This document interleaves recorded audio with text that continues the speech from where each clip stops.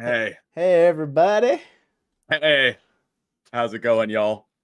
Welcome to the postmortem of the 2023 Seattle Mariners season.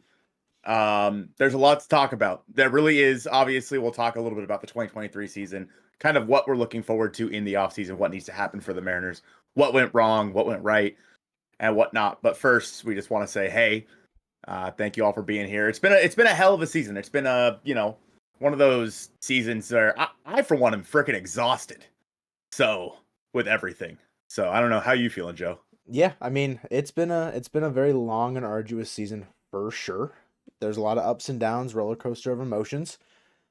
I I don't know. I have to assume everyone else is kind of feeling the same way with the way it ended. I feel like obviously with a playoff berth, everyone would feel rejuvenated in some sort of way because obviously the ticket would have been punched. And, you know, after battling certain, I guess, misfortunes of injuries and having to call up guys that maybe weren't ready for this amount of like level of exposure to the big leagues quite yet, although they did perform well in numerous occasions. I don't know. It's, I think it's almost like a reality check or like a gut check of this is what it's like kind of being this continuously competitive team where it's like every single game matters. Where previously to 2021 2022 90 win back-to-back 90 win seasons, there were moments like with Cano and Cruz and that era of players, but majority of the time, at least when we were growing up, the seasons didn't matter a whole lot pretty much after like May. It was like, all right, well, that's it. But now it's every game counts. And I think, you've mentioned it plenty of times that if we did not make the playoffs, that there was a couple games that would be circled on the calendar that you'd look back on and kind of make extra notes of, if you will. So, Yeah, is there so I was actually interested in asking this question because you can point to plenty of games because obviously the Mariners missed out. I think what they'll have missed out on the division by 2 games, yeah. like, Mhm. and then they'll have missed out on the wild card by a game. Yeah. So there's plenty that you can point at for certain games the Mariners lost where they could have made up this ground. Is there one game specific? You know which one stands out for me. Is there one game that stands out specifically for you over the course of the whole year? Because obviously September sucked ass. There's no two ways around it. September was bad. I think we could pick one out of each month. Realistically, it felt Probably. like there's one at least every single month. The one that's freshest in the mind, bar saying Dodgers and Rays this month felt very influential. Very, very true. Very like the Rays giving up late leads was tough. The opener for the Angels series, that is one that sticks out in my head as well. He had bases loaded, no outs, didn't put the run across. So that's also pretty fresh in my mind. But I will, Lucario, appreciate you redoing the member baby. Bang, appreciate it. I'll grab Umbreon, but Code Red led you into game against Washington. Colton, that's your big one of the year. So the game against the Nationals, I think it was Patrick Corbin who started that game on the mound for the Nationals, and the Mariners, they had plenty of opportunities to score in extra innings and ended up losing that game. Like Code Red said, yeah, that one's tough. That one hurts me the most, especially because I was in Atlanta. It was like 3 a.m. where I was, and I'm trying to watch this game, and I'm staying up for all of this all night long, and it was, yeah, I don't know. It really did kill me inside. As for, is that the game that you can point at? I think so. I mean, the Nationals are pretty bad. You also lost a game. You lost a game to the Oakland Athletics, but that's better than any of the other teams in the West did. So Yeah. I don't know. A little bit going forward here, I just do want to mention since Lucario just renewed his membership. Remember, guys, we do have a Mariner Mojo Member of the Year thing running where you can win this Julio Rodriguez autographed baseball, along with a couple of other cool things that we're doing Member of the Year. If you were, if you, depending on how long you were a member, you get an extra entry as long as you are a member on October 7th. So that is a week Six from now, I days. think. 6 days from Yeah, now. 6 days. So as long as you are a member on Saturday of this upcoming week, then you are entered in to win. Again, you get an extra entry for every month that you have been a member. It's $2.99 a month, and you could win like a $200 baseball plus a bunch of other cool things. So only one person will be named member of the year. So it could be you. Right now, I think we only have like 18 members. So you have like a Not a 1 in 18 shot because Yeah, they've been don't. members for multiple months. But Yeah. there's like a, you know, yeah, that's what's going on. So if you guys do want to try to win this Julio Rodriguez autographed baseball along with some other cool stuff, be sure to become a member by hitting the join button down below. Moving Banger. on here, yeah, looking at around the season this year, games to point out. Obviously, there were some games against Cleveland to open the season, which, by the way, feels so fresh in my mind, but also so long ago when game one of the season, Ty France hit a 3-run home run off of Kelenic down the right field line and that's what won the Mariners the game. Like Yeah. that feels so long ago. That like there is games that series that you can really point out. I think that, and everyone who's talking about like what's going to happen this season, we'll get to that a little bit later in the stream. We kind of do have a little bit of plan for this stream, just kind of things we want to talk about. Right now, we'll just memorialize 2023 and what we're working with. Joe, overall, what do you think went wrong in 2023 for the Seattle Mariners? Is there one thing that you can point out, or is there multiple different spots? There's not really one thing, and there's it's almost like there's gonna be like sections of groups of Mariners online. Alferis Omegron, Omegron, whatever. Just subscribe. Thanks for subscribing. Congratulations, you're right. We didn't make the playoffs. I don't know why you're happy that you're right. It's a It's a, weird thing to be happy about. it is an interesting thing to be, yeah, happy about. But like, there's gonna be subsections of Mariners fans and Twitter and blah blah blah that are like Scott, Tommy LaStella, pay like everything, right? There's no one right answer. There's people that are gonna be like, oh, Jared Kelenic coming back was the reason why they lost. There's gonna be so many things, but it's a Mm-hmm. culmination of a bunch of stuff that just one didn't necessarily go in the favor of the team in a certain way, like a couple of key guys regressing to, you know, places that they'd really never been, it felt like, in terms of level of production. So that's just not, going to be conducive to a winning strategy.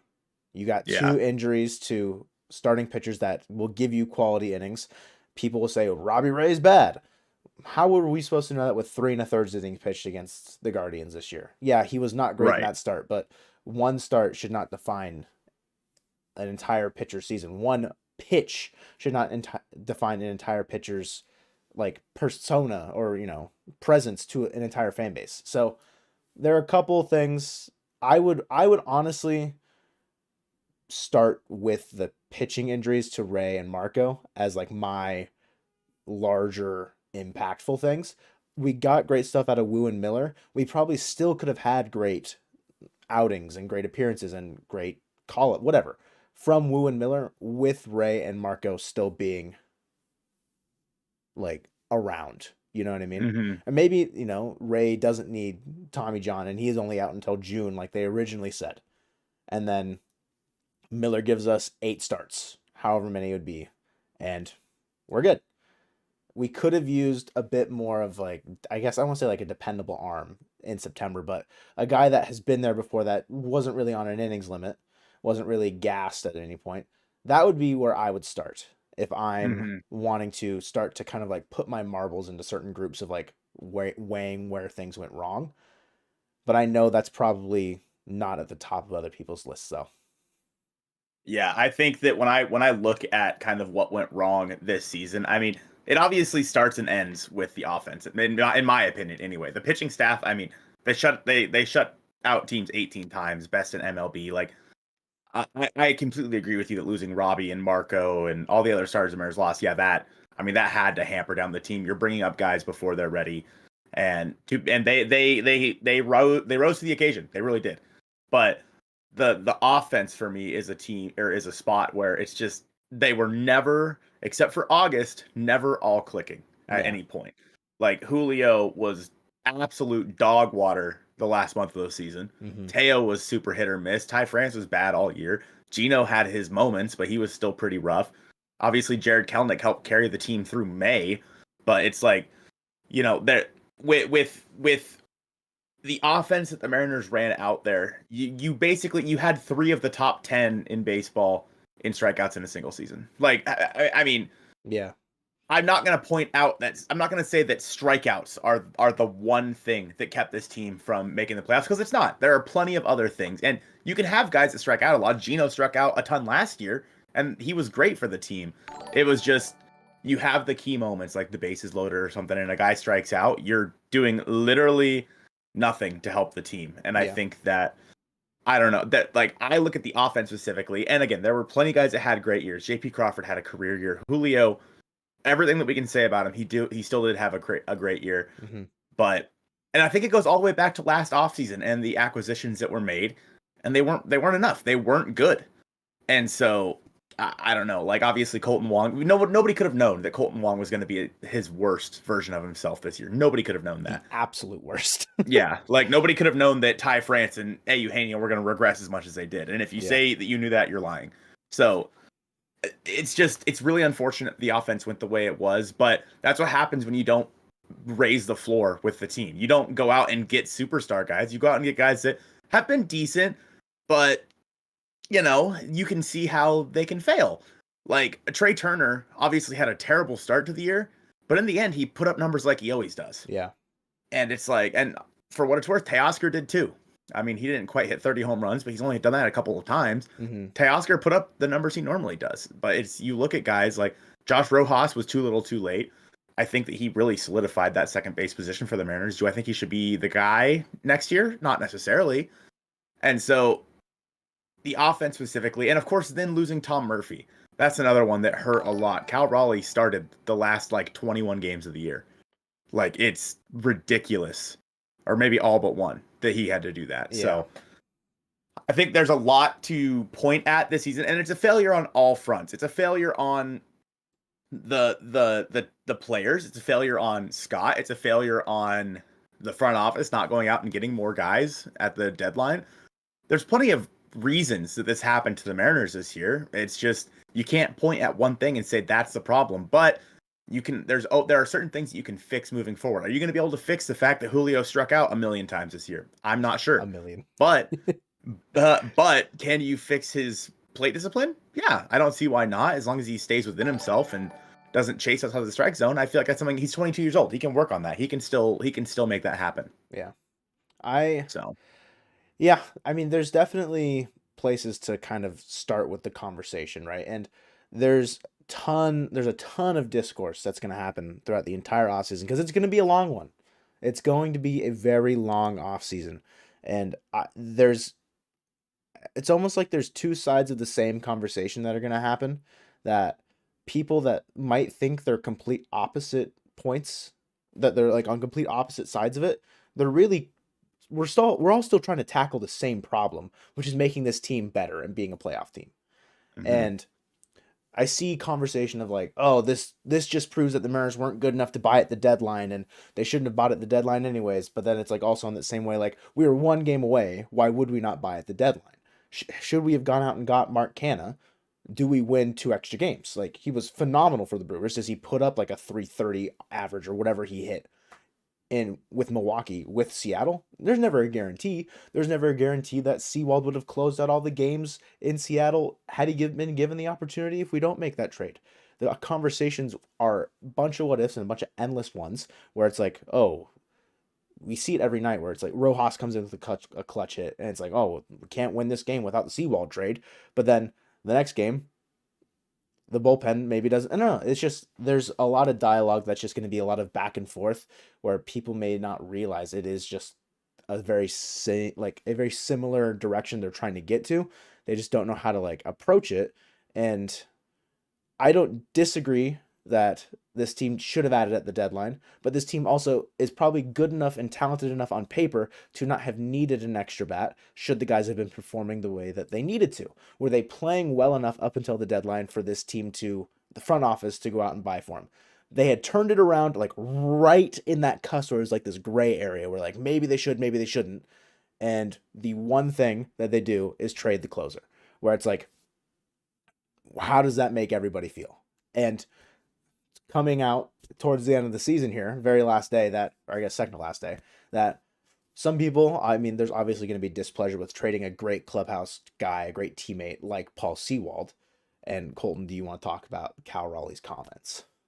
Yeah, so Cal spoke to the media a little bit after the second to last game of the season, saying that, hey, I'll summarize here. basically when we make the video, I'm gonna put it right here. Like we're gonna have his comment specifically right here, so you know. But he basically said the front office didn't do enough. We traded Paul Sewald, and then the bullpen struggled, and we didn't go out and get guys. Then we should have spent money like the other team on the other side. And to be fair, the team on the other side lost 100 games like 2 years ago.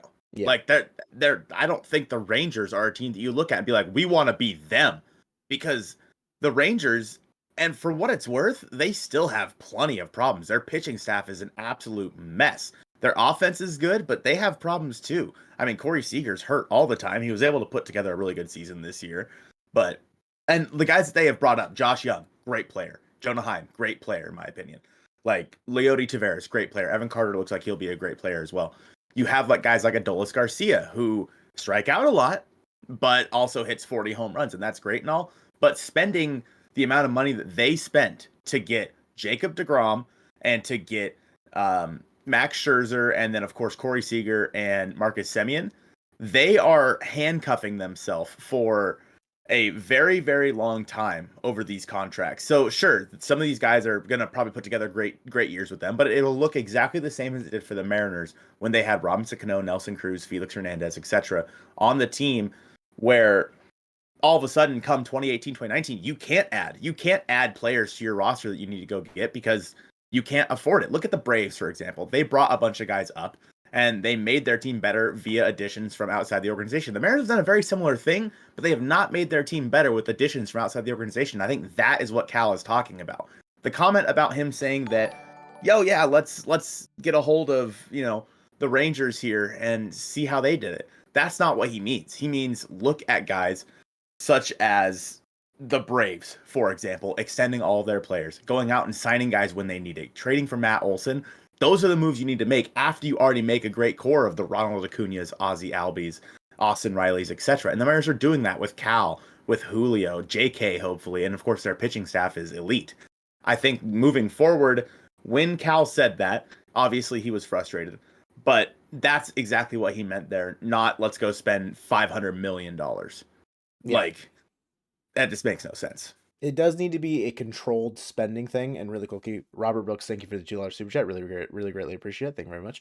Appreciate you, man. Yeah, the Rangers have hit on the majority of their acquisitions in like the, I guess, like acquisition period, where obviously Corey Seager and Marcus Semien, you could have bet that they would be good, right? They've been generational players. They've shown generational talent. Guys coming up, you're talking about Josh Young and Jonah Heim, like they've developed into great players. The Mariners, they just haven't fully been, I guess, like, I want to say like the beneficiary of having that same thing. Had Evan White turned into anything of what we maybe thought he could be, would the Mariners' outlook look a lot different right now? Probably, right? There's different levels of where drafting, developing goes and where free agency and trades can go. The Mariners just haven't hit on all of them, whereas the Rangers felt like they have. And you're saying like, the guys like Colton Wong, AJ Pollock, and Tommy La Stella, it's just not good because they didn't pan out. Had Colton Wong been anything better, anything close to what he usually was, and we're talking about what ifs, this team probably looks a lot different because there's not a gaping hole at second base, and there's a guy that is traditionally a pretty solid contact hitter who's not going to be striking out a bunch in your order, a black hole. And it is an unfortunate circumstance that the front office has missed on those. And I think that's where maybe the conversation needs to happen, is that what is preventing them from finding the proper talent? John, thank you. Appreciate it. Get to it in a second. But I don't know. I think the only problem I think that I have kind of figured out that I had with Cal's comments primarily is the Sewald trade and how it seemingly throws like the guys acquired under the bus. I don't think that's what he meant necessarily by it. It could have been anybody coming over in a trade where we shipped out Paul Sewald. It would be the same thing where Cal's like, we lost a big clubhouse guy. It sucked. I don't think he's dragging Rojas, Bliss, or Canzone in any way in that point. So yeah, I completely agree with that. Before we get to more of the comments, let's mention these two super chats here and talk to the chat a little bit. So first super chat we got from Robert Brooks. When will Stanton put the fans over profit for once? If not this year, then never, in my opinion. Yeah, this Like this has to if be not like the this make or offseason, break. it has to happen. And the problem is there's not really guys out there to go get this year. There were last year, but this year there's not. And so I don't necessarily know when John Stanton's going to open up his purse strings, but if it's not this offseason, there's a problem. Jon Snow said ownership needs to do their job and add Alonso, Soto, Otani, Snell, and Yamamoto. Do you mean Jordan Yamamoto? No. Yoshinobi, guy from Oh, buying me. He's being posted. yeah. The Yankees are probably gonna go after him very Yeah. aggressively and offer him Dude, like I thought you meant Jordan Yamamoto, and I'm like, what? no Yoshinobi. But yo, we appreciate the $5 super chat from John and the $2 super chat from Robert. You guys are absolute legends. And we'll once we finish up this little segment here, we'll kind of go through what everyone's saying in the chat. Yeah, Because we're gonna turn this part into a video. So give us just a few more minutes here because there are new comments now, Joe, about there's new ones. there's new ones Yeah. about so first, I guess let's talk about what Scott said this morning. And again, when we make this into a video, we're going to plug what Scott said right here. But basically, Scott talked about saying that, Cal's a young guy. He voices frustrations. He's a leader in that clubhouse. And he said, what he said, he's going to need to learn how to control his emotions going forward and whatnot. And part of that is true. I mean, Cal, obviously, it wasn't the time. Yeah. And to be fair, what Cal said is he said he's not going to apologize for wanting to win and wanting to get a championship to the city. And I respect the hell out of Cal for that. Yeah. For saying that. And Scott Service coming out and apologizing, I think, is more of a front than anything, or saying good thing Cal apologized or whatever, is more of a front than anything, because Cal had no reason to apologize for what he said. Mm-hmm. He was right, and he was completely right in doing so. Maybe a day later would have been the time to do it. Maybe not when there's still a game left in the season. Yeah. Obviously. Because do you think that Cal had any reason to apologize there? No, I don't think so. I mean, he didn't say anything, I guess, demeaning in any way. Like I said, the only thing I really had, was scratching my head about a little bit was just the possibility of Rojas, Canzone, and Bliss feeling like they may have gotten thrown under the bus a little bit. And I would hope that that's not how they were, because it doesn't feel like it doesn't seem like, from an outsider's perspective, that they feel that way. Rojas looks like he's fit right in. Canzone looks like he's fit right in. Obviously, we haven't seen Bliss in the major leagues, but he was tearing it up in Tacoma. So how can anybody be mad at him for, how dare you entice the Mariners to trade Paul Sewald to get you? It's I don't know. It's just kind of silly. I just think that is the nature of where Cal, that's just kind of how it's going to be taken out of context to a certain degree for what Cal's saying. I don't think he should have apologized. I don't think he needs to apologize. I don't think there's anything wrong with what he said. It's not like he blatantly named people that was stuff that went wrong and why they should do this, why they should do that. It's not and I think it's also the juxtaposition of it happening right after Corey Seager's comments of yeah, thanks for the owners of spending all this money. And then it's Cal's I wish we would spend more money, essentially, to be, very cut and dry. It's just the context of it all maybe looks a little bit worse to the ownership, and maybe there was, hey, can we kind of nip this in the butt for now? Because we don't know yet, and we'll find out later if anything comes of this, because obviously the front office kind of controls a lot of the decision making. Duh. So I don't know. If I'm Cal, I'm not upset. And if I'm Cal, I don't think I should have had to apologize in a way. And there were two team leaders now. First, Ty France, one of the leaders and the veterans on this ball club, came out and said this. He said, this is reported by Ryan Divish, I respect Cal. He's really established himself as kind of a veteran guy on this team, and he put himself in the position to be able to speak openly. I don't think anyone in here has any issues with what he said yesterday, which makes sense. I don't think they would either. But then JP came out and he said, I think Cal had some great comments yesterday. I know there's a big controversy about that early this morning, and I'm with him on that. I think we need to go out there and make, I'm assuming there's supposed to be a comma there, make a move to help this team win. And they're right. They are. And so that's all there is to it. I think that, I don't know. You look at this team and the three guys on this team that are, big and veteran presences, I would count Cal as one of those at this point. Mm-hmm. They go out there and say something. I'd love to hear more guys. I'd love to hear Julio. come out and say, no, he's right. Like Cal, what Cal said is right, because obviously Julio, he's not going anywhere. Ty France, I could totally see, get traded or DFA'd this offseason. Yeah. And could those comments play a part? Certainly. But it's like, if it does, there's a problem, obviously. But I would love to see a guy like Julio, who's going to be here for years, say something. I'd love to see George come out and say something. I want them to all come out at this point and say, listen, what Cal said is right. We are now calling on the ownership to go out there and do something about it. We're counting on the front office to go out there and do something about it, because it's that time. Yeah, I think there's definitely times and places for it to be appropriate. There's appropriate ways to do it. If it's all like, everyone's standing in solidarity outside of like home plate entrance of T-Mobile Park, that'd just be a little weird. But I get what you're saying, where it's like, coming to the defense of a guy like Cal, who gave his blood, sweat, and tears, his entire body, essentially the entire year, because he was behind the plate getting just beat up a ton this year. He earned the I'm gonna say the right, but essentially he earned the right to say those comments and not receive, I guess, like public backlash. And people that are upset by it, it's just a little confusing to me, because those show the passion of like a winner, those comments.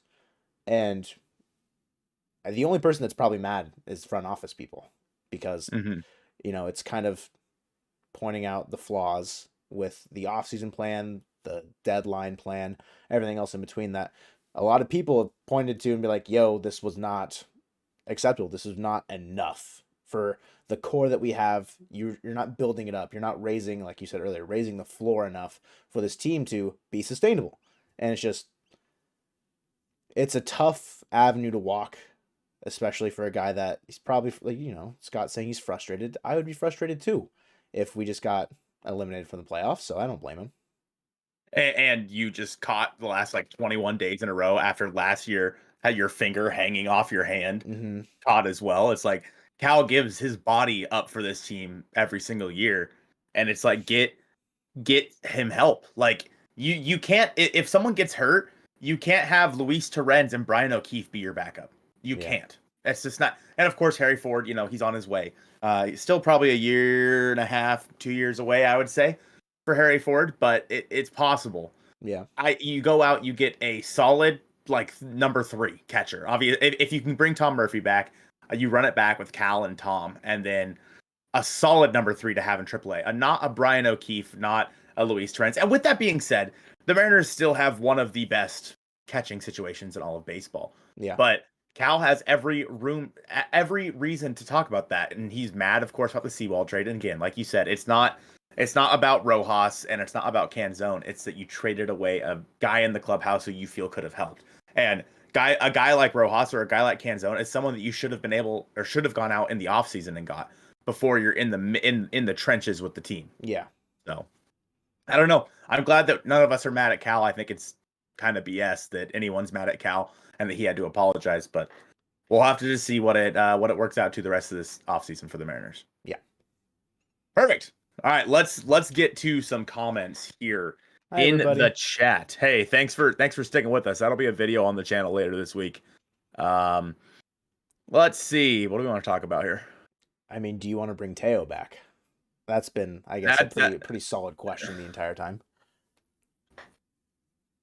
That is such an interesting question. Teoscar Hernandez for the Seattle Mariners. Think about the contract that I think was rumored from trade rumors. The Nick Castellanos, 5 years, $100 million, is maybe what his camp's looking out at.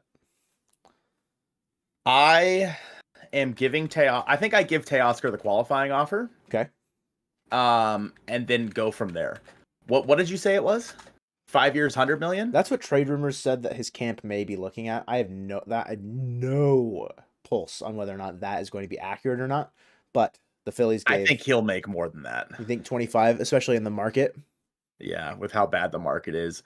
And at that point, no. I mean, so Teoscar was worth 1.7 F4. He had a 105 WRC plus. I mean, I don't know. When I would not be shocked if he went back to Toronto at all. You think so? Like, I think that's very, very possible. He hit 258, 305, 435. I mean, with a 31% strikeout percentage, like, that's bad. And I mean, Gino had a similar strikeout percentage. I think Julio ran a pretty similar strikeout percentage. So I give him the qualifying offer. I'm not sure what the qualifying offer will be this year, Eric. I'm not sure. But if It's he going to doesn't be around accept that, I it, think, 22. if he doesn't accept it, then the Mariners would get a draft pick compensation for Yeah. whoever he does sign with. So the problem is the market. The problem really is the market. There's nobody else on the market to go get. So I don't like. I have kind of an off-season checklist of guys that I want the Mariners to take a look at. Teo's one of them, but I don't think he should be the first guy you bring back. Okay. You think Thoughts? Tom Murphy's the first guy we bring back? Yes. Yeah. I think Okay. Tom Murphy is the guy that you need to bring back first. Even with his health concerns.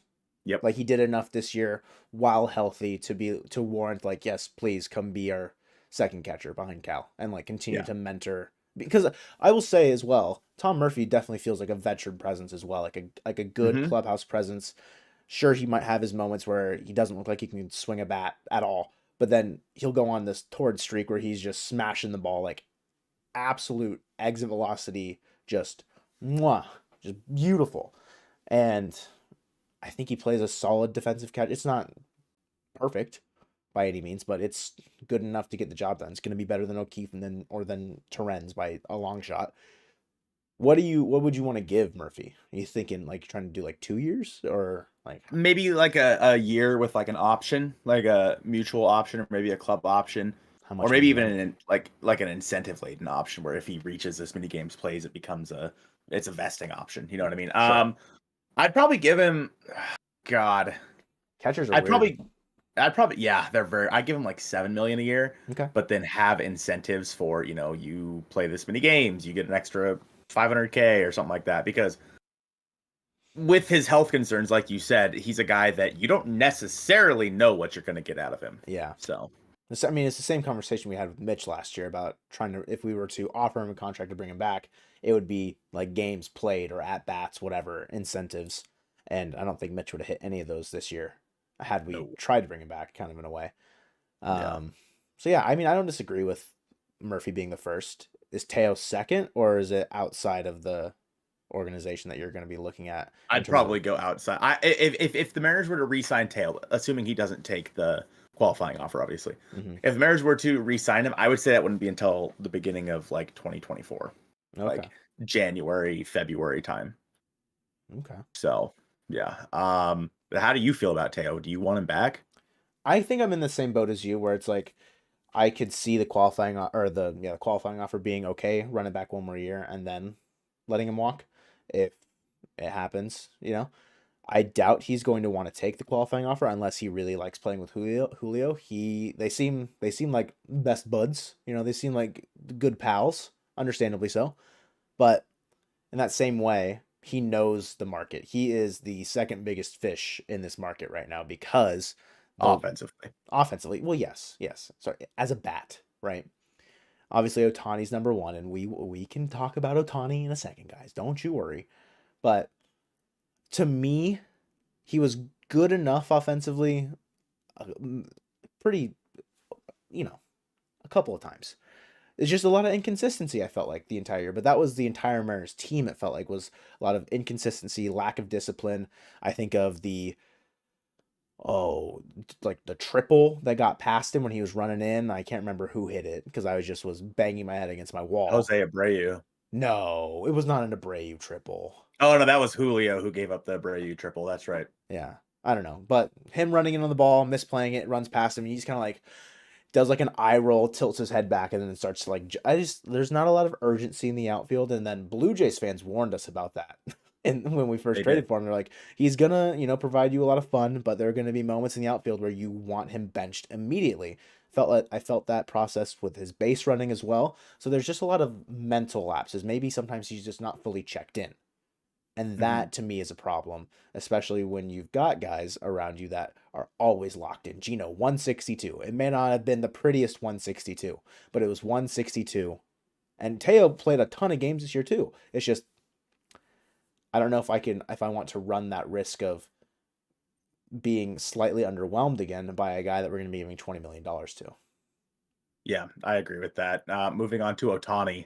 I mean, your guys' guess is as good as ours. Nobody knows what Ohtani wants. People can say, "Oh, he loves Seattle." Yeah, I mean, he said that. Of course, he's going to say that. He's at the All-Star game here. Yeah. Like what it really comes down to, is the contract. Like if this man wants 10 years, 500 million this No. offseason, no, It's not not a gonna chance. happen.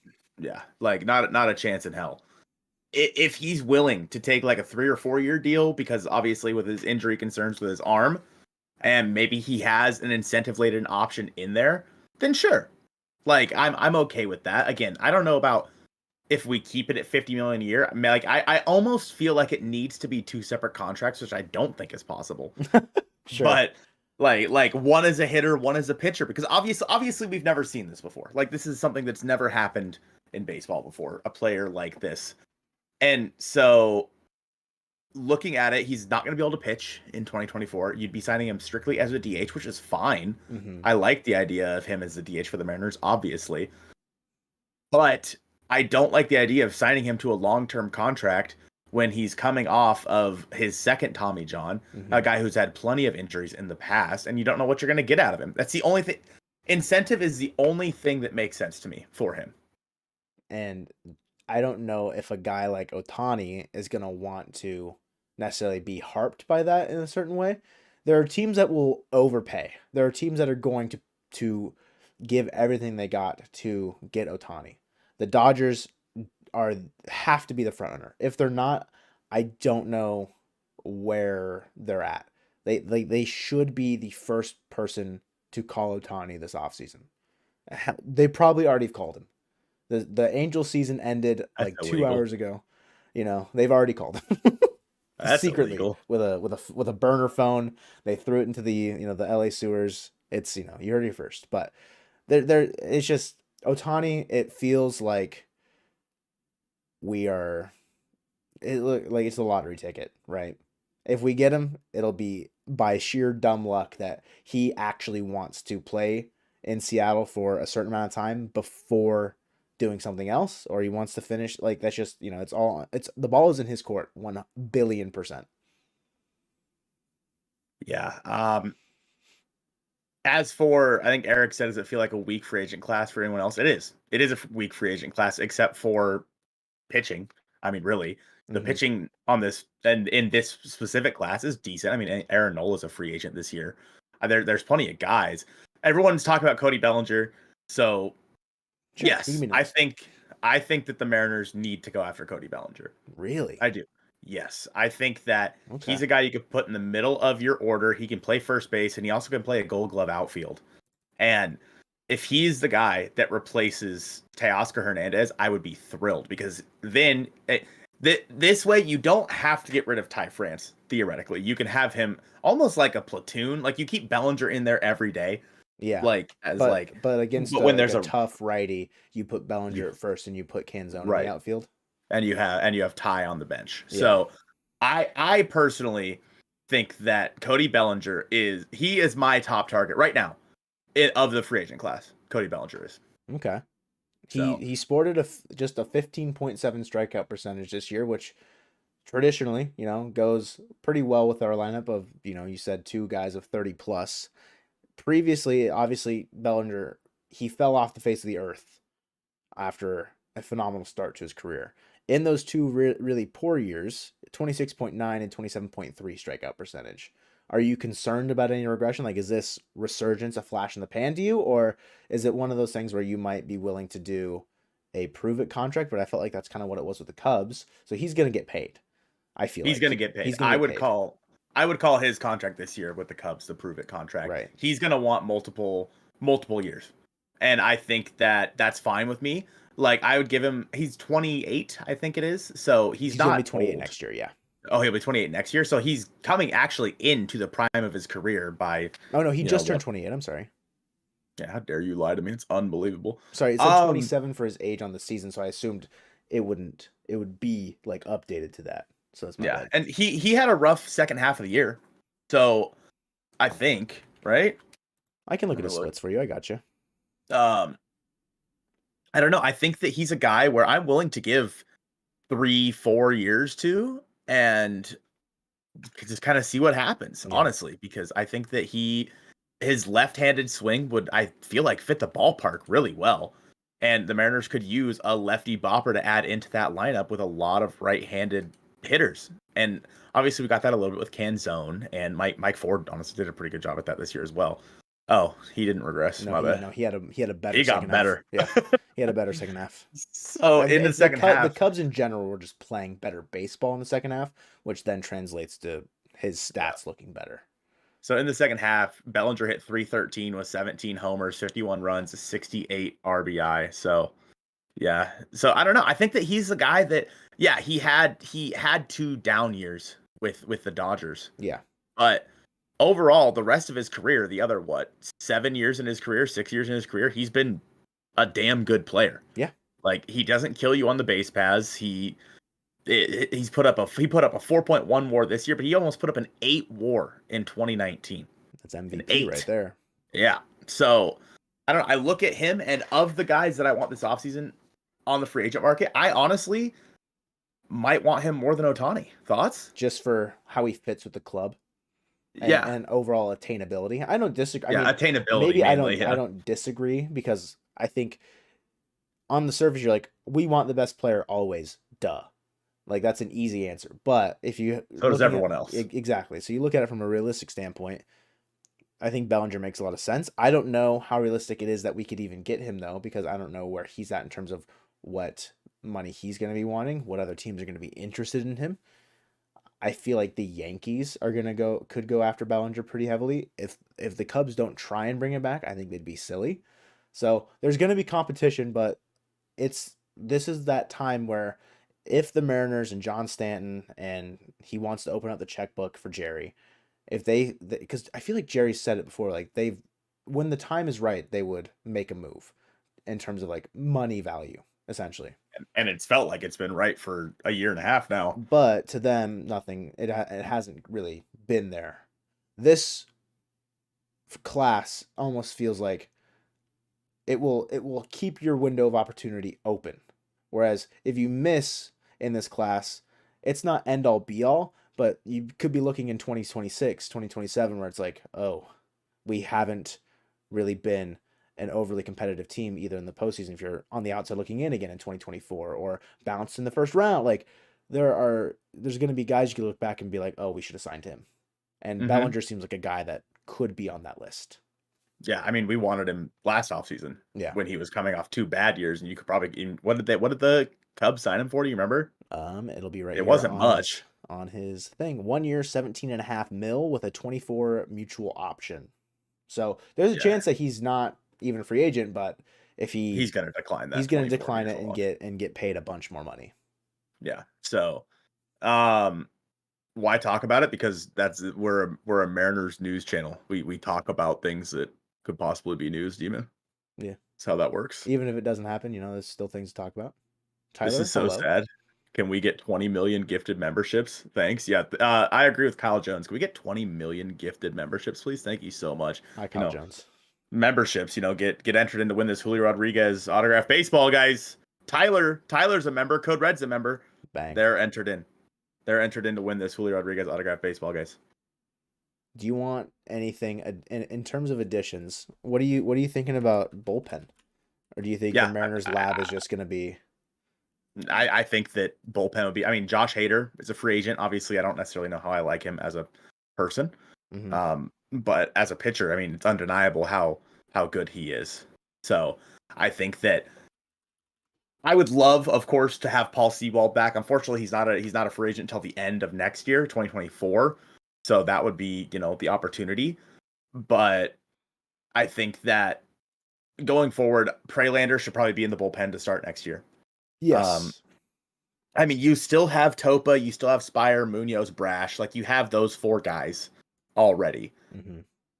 I think you'd have Sauce if you want to bring him back. I feel like Sauce is on the spot for next year. I think so.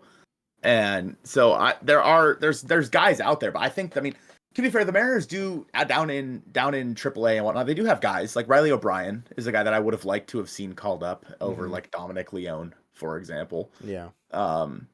So I don't know. I just think that there are guys to be added. I want one big high leverage arm, and I think the only one that really makes sense to me is Josh Hader. You think so? Only Josh Hader? I, As far as, I mean, okay. Yeah.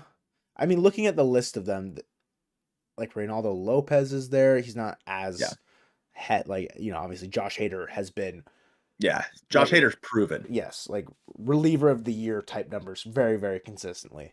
Um, I don't know. There's guys that I think could be serviceable. It's just they're not going to be in that same level of, I guess, excellence. Hmm. I think Reynaldo Yeah. Lopez really is the one that kind of like jumps out to me because he's kind of young, has good stuff.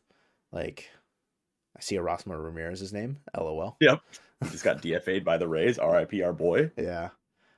I don't know. I think maybe like what about like a Trevor May, or is he kind of like No, he's on my radar as well. He's a guy that I wouldn't say that he's, like the guy, but I think that he'd be a good addition. I think the Mariners could get a lot out of Trevor May. I have my list. You want me to go over my list of guys really I quick? I mean, think we should. feel free. I made this list the other day. So Cody Bellinger I had as number 1. Okay. I had Shohei number 2, just guys to talk about over the offseason. I had Teo number 3. Uh, I had Jordan Montgomery number 4. okay. I had Trevor May, and then I had Josh Hader. Okay. So in terms of Oh. acquiring a starting pitcher in free agency, would you then trade one of Miller, Wu? I think so. Okay, trade them for a bat since the free agent bat class is not as strong. Oh yeah, and that's the thing. Looking at like obviously, the free agency is what it is for the offensive side of things, but you also just can't guarantee that Cody Bellinger wants to come here, that Shohei Ohtani wants to come here. Mhm. But when you make a trade, you can guarantee they want to come here because they don't have a choice. So, like, if you're obligated, you're contractually obligated to come here. So, like, I don't know. That might be the move there. I don't know who I would want, but as far as trading pitching, yeah, trading a pitcher too for offense. I mean, of course, we could always talk about we could talk about the Cardinals. And we've done it a million times. I think the big, I guess, conversation is about replacing Ty France and a guy Pete Alonso. Pete Alonso. Do you think the Mets would be interested in the starting pitching? I feel like they have to be. Yeah, I don't see why not. I mean, they suck. So yeah, I don't see why they wouldn't be interested in it. The Mets are bad. Now, if you're trading, say, we'll use Dylan, trade Miller because he can go full season, might get more value out of him in terms of a trade package. What are you asking for from the Mets? Is it Miller for Alonso 1-1, or are you asking for more in return from the Mets, or like how are you balancing that trade? My problem is I don't necessarily know why the Mets would want to do that, because who are they then going to put at first base? Do you trade Ty France with it and move what I mean? Move Brett Beatty to first base. His negative WAR is going to go boom next year. I don't know. I'd probably ask for Alonso, and I don't have really a good pulse on what they've got. Okay. Like in terms of like what the Mariners should want, but the Mets are going to want young players in general because they're a team that they're tearing it down. They said in a few years. Yeah. Like that they're looking at. What if we ask one of our prospects to change their last name to Acuna and sell them that he's an Acuna brother? Thoughts? I like that. Yeah. Big fan of that.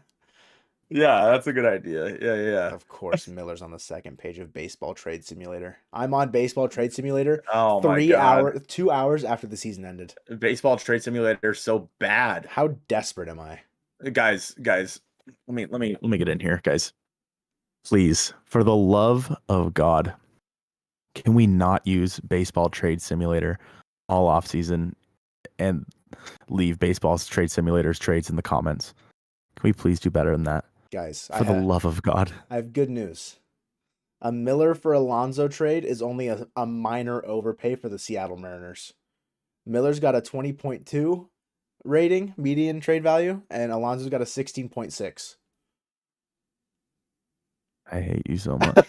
I've spurned the conversation already. Right, great. Now everyone's gonna go use it. Well, let's see. To go. Let's see. Who's got like a 4? You're the one that's responding to that all year or all off season. You're the one that has to respond to all those comments of people using Baseball Trade Simulator. Now it's your fault. It's not my problem. I'll take it. I'll take it. I hate you. You're welcome. Joe, I could say numbers too. Yeah, exactly, Dylan. Thank you. Yeah, I mean, so in terms of like trading guys, I haven't really looked into it so much yet. I've mainly just looked at free agent, and we have a long offseason ahead of us to really talk about that. Like what the Mariners could do in a trade, who's available, blah blah blah. There's plenty of time to talk about that. But just kind of moving forward, I guess. Why do you have that look on your face? Jeff McNeil's got a 3.9 value. So let's trade Miller for Alonso and Jeff McNeil. Even though McNeil had an awful year. Yeah. I think I'm all right. Oh, okay. So let's, I guess, dive into positions, safe or not. I'm just gonna list off positions, and you're gonna tell me safe or here or not here next year, okay? Okay. Cal Raleigh. Here. Oh God. Here has to be. Ty France. Here. Here? Wow, yeah. Interesting. Okay, yeah. Okay. Josh Rojas. Yeah, he's here. He's safe. Okay. JP. Yeah. Duh. Eugenio Suarez. Safe. Here. Jared Kelenic. Here. It's where it gets scary. Julio. Duh. Here. Teo. No. Gone? Yeah, okay. Gone. So safe or not safe, we're calling all these guys safe. Okay, so starting next year, let's do the same thing. Cal, starting catcher? Yeah. Ty France, starting first baseman. Not guaranteed. That's not how you play the game. Opening day? Opening day. Is Ty France the starting first baseman opening day? Yes. And no one's gonna be happy about it. Josh Rojas, is he the starting second baseman? Is a lefty on the mound? Is Josh Rojas the starting second baseman? They're going to play matchups. Is Josh Rojas the starting second baseman? No. No? Okay. JP Crawford starting shortstop. Yes. Is Eugenio Suarez the starting third baseman? Yes. Is Jared Kelenic starting in left field? Maybe not. I mean, I'd say in the outfield, yes. Okay. He's going to probably go to right field. Let's get into semantics here. Yeah, okay, fine. Is JK starting? Yes. Is Julio starting? Yeah. Okay. So when we look at the team next year, right field is obviously a hole to fill. Yeah. Second base, I'd say, is a hole to fill unless you want to bring up Ryan Bliss, which, I mean, he's earned it. I don't know if he's out. Like, he'd have to, I think, really show out in spring training, personally. My thing is, let's look at the bench, all right? We'll go back to safe or not, because obviously they're not starting. Dylan Moore. In terms of, like, here next year? Safe or not, yep. Safe. Just signed him, safe. True. Sam Haggerty. No. Not safe. Dominic Canzone. Safe. Okay. I mean, Luis Torrens, I guess. No. Okay. Let's go to the pitching staff here. Luis Castillo. Yeah. Robbie Ray. I mean, in like July. Yeah. So out, I guess. Out. Okay. Kirby. Safe. Oh yeah, Mike Ford. No. Do the Mariners re-sign him this year? He'll be a free agent. He'll go. Oh yeah, I mean he always does, right? Yeah, like he'll go sign somewhere else and then get DFA'd and then he'll come back. He always comes back. That's right. Yeah. Caballero. Not on the major league roster. Oh, interesting. Okay. George Kirby, did I already say that? Safe. Bryce Miller. If I had to trade a starting pitcher this offseason, it's going to be Miller. So I'm going to say out. Woo. Safe. I'm not saying would you trade them? I'm saying are they here? Oh. I'm saying being realistic with how I think this offseason might go. Safe. Correct. Safe for Woo. Safe for Woo. Yeah. Logan Gilbert. Safe. Interesting. Okay, you don't think there'll be more to those Logan Gilbert trade rumors? I don't think so. I think he's earned his spot as staying with the Mariners for longer, and I think teams might be valuing the younger guys a little bit more. That's why I think Miller Like, I don't know. I don't disagree, Spy, that Miller can get better. Don't get me wrong. There's lots to like about his game, but if I had to pick one pitcher on our roster right now to trade to recoup value and maybe fill in a spot in right field or somewhere, with more depth, it'd probably be Hmm. Bryce Miller. Ooh, what did Logan say? He did. Logan Gilbert. Oh God. Every On Cal Raleigh. Everybody's got his back. I really don't think it was as controversial as it was made out to be. It's just kind of like, yeah, every team would be better by adding big players. That's just how the league works. I don't think it's a shot at all the people we have here. We have the team to go to the playoffs. It would just, of course, make it a little bit easier, and hopefully we get a little bit farther by adding pieces. You build from within, and then you add the pieces from the outside. Well, He's right. Gilbert's gone now, so Gilbert's traded yeah, now. he's out. The front office isn't going to like that he. The Yeah. entire team is being shopped this offseason after Yeah. defending Cal Raleigh. Okay. Bullpen, Andres Munoz, Safe. Matt Brash. Ooh, that's an interesting Ooh. one. Safe. Okay. Okay. Justin Topa, Safe. Gabe Spire. See, I am. Oh man, probably safe. I don't know. Like here, it's initial reaction stuff, right? I unfortunately am gonna be a person that might not have the best expectations for this offseason. I really am not gonna hold my breath if this offseason is very underwhelming for a lot of people. I'm not going to hold my breath. So we're saying like all this trash is safe. Only Teo and Ford aren't safe. If I was doing it, yeah, I'd be playing MLB The Show. I'd be shipping guys left and right. I'd be upgrading all the right places. It's just with how I've seen them operate the last two, I guess, like acquisition periods does not, I guess, favor them. I don't favor their ability, I guess, to want to trade from our core. Mm. Core. I'm putting air quotes. Could I see Ty France being gone next year? Would I probably try and upgrade over Ty France?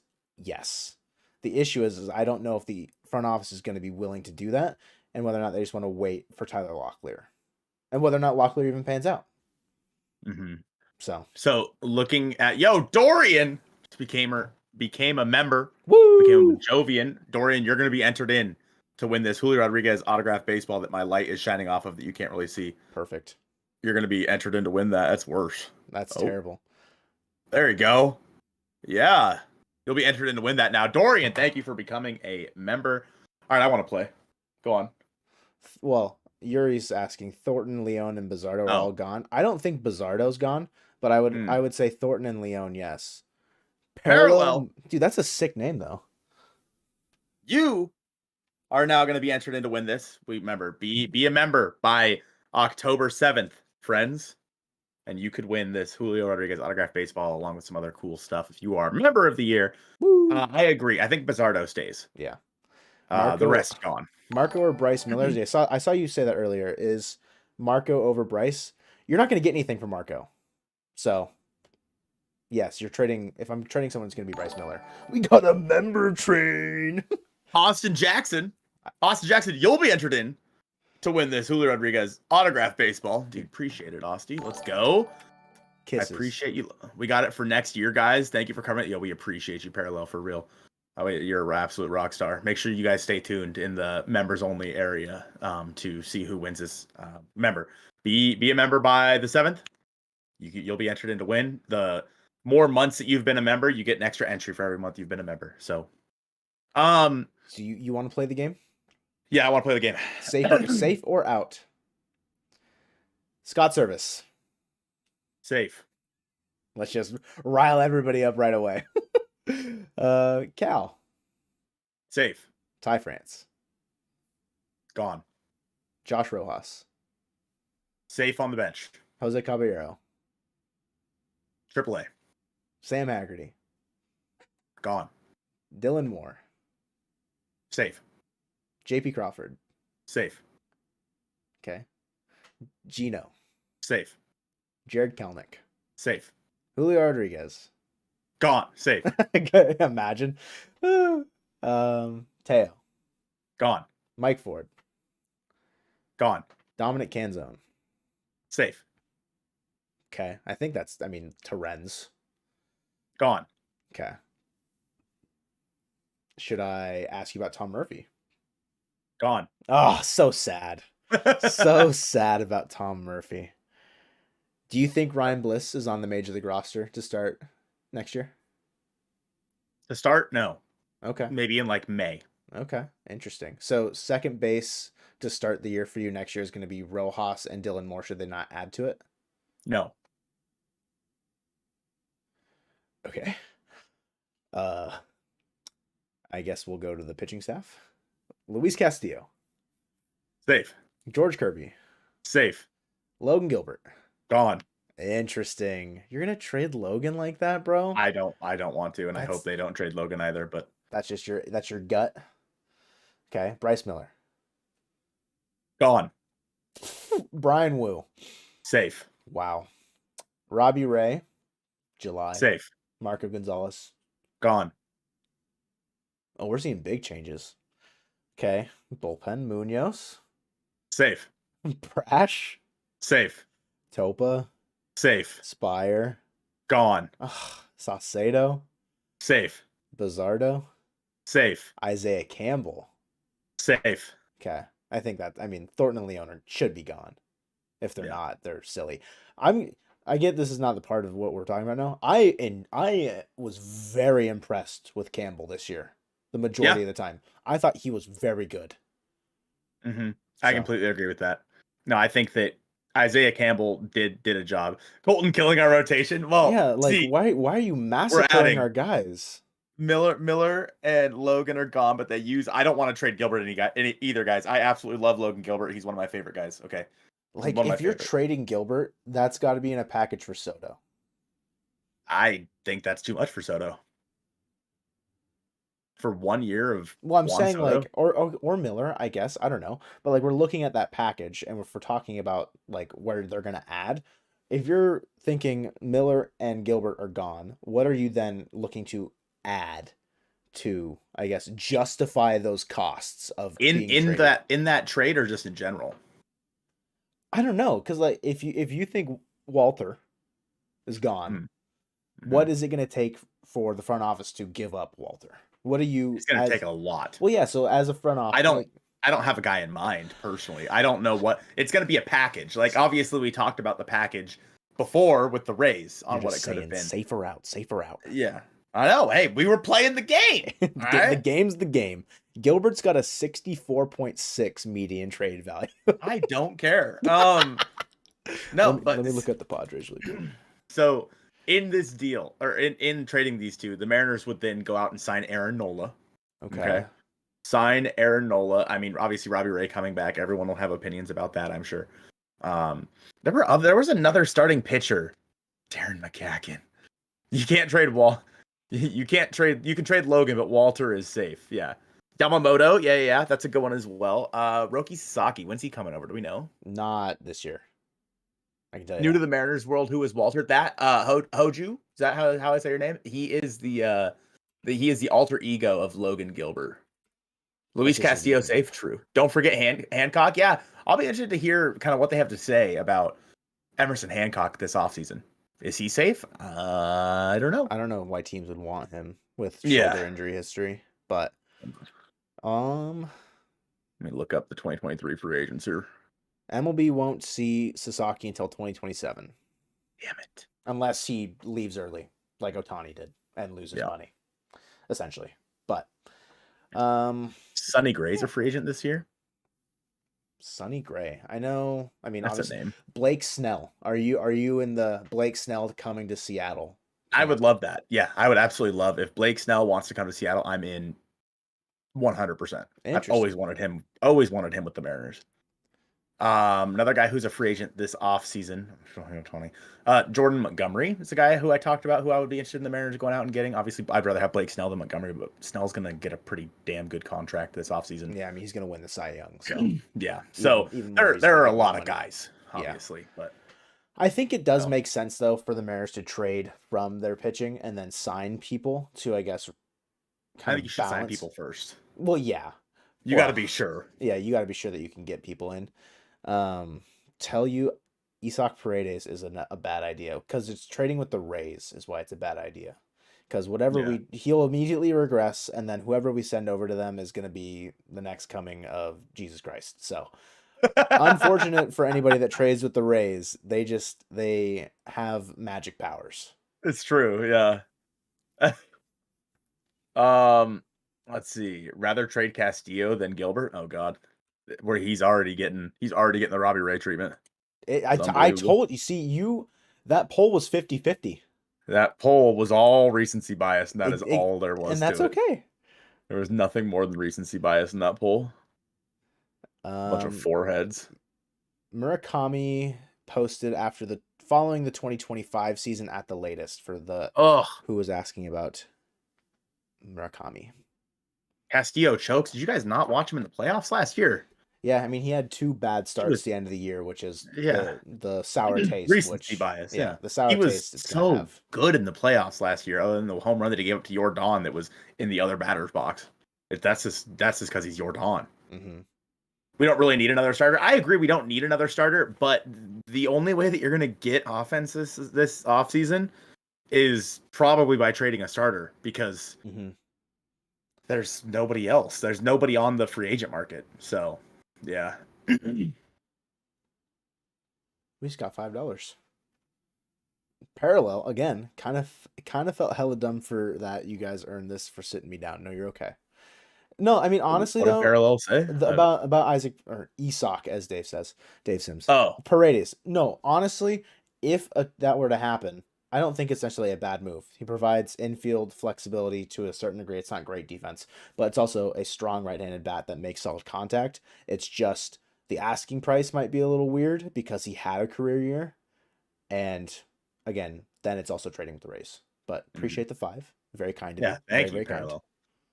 Am I crazy for thinking we need another established bullpen arm? No, I completely agree with that 100%. I think that when it's all said and done, you need to add someone who's proven. And I think again, like Josh Hader is the guy that I look at that is a free agent.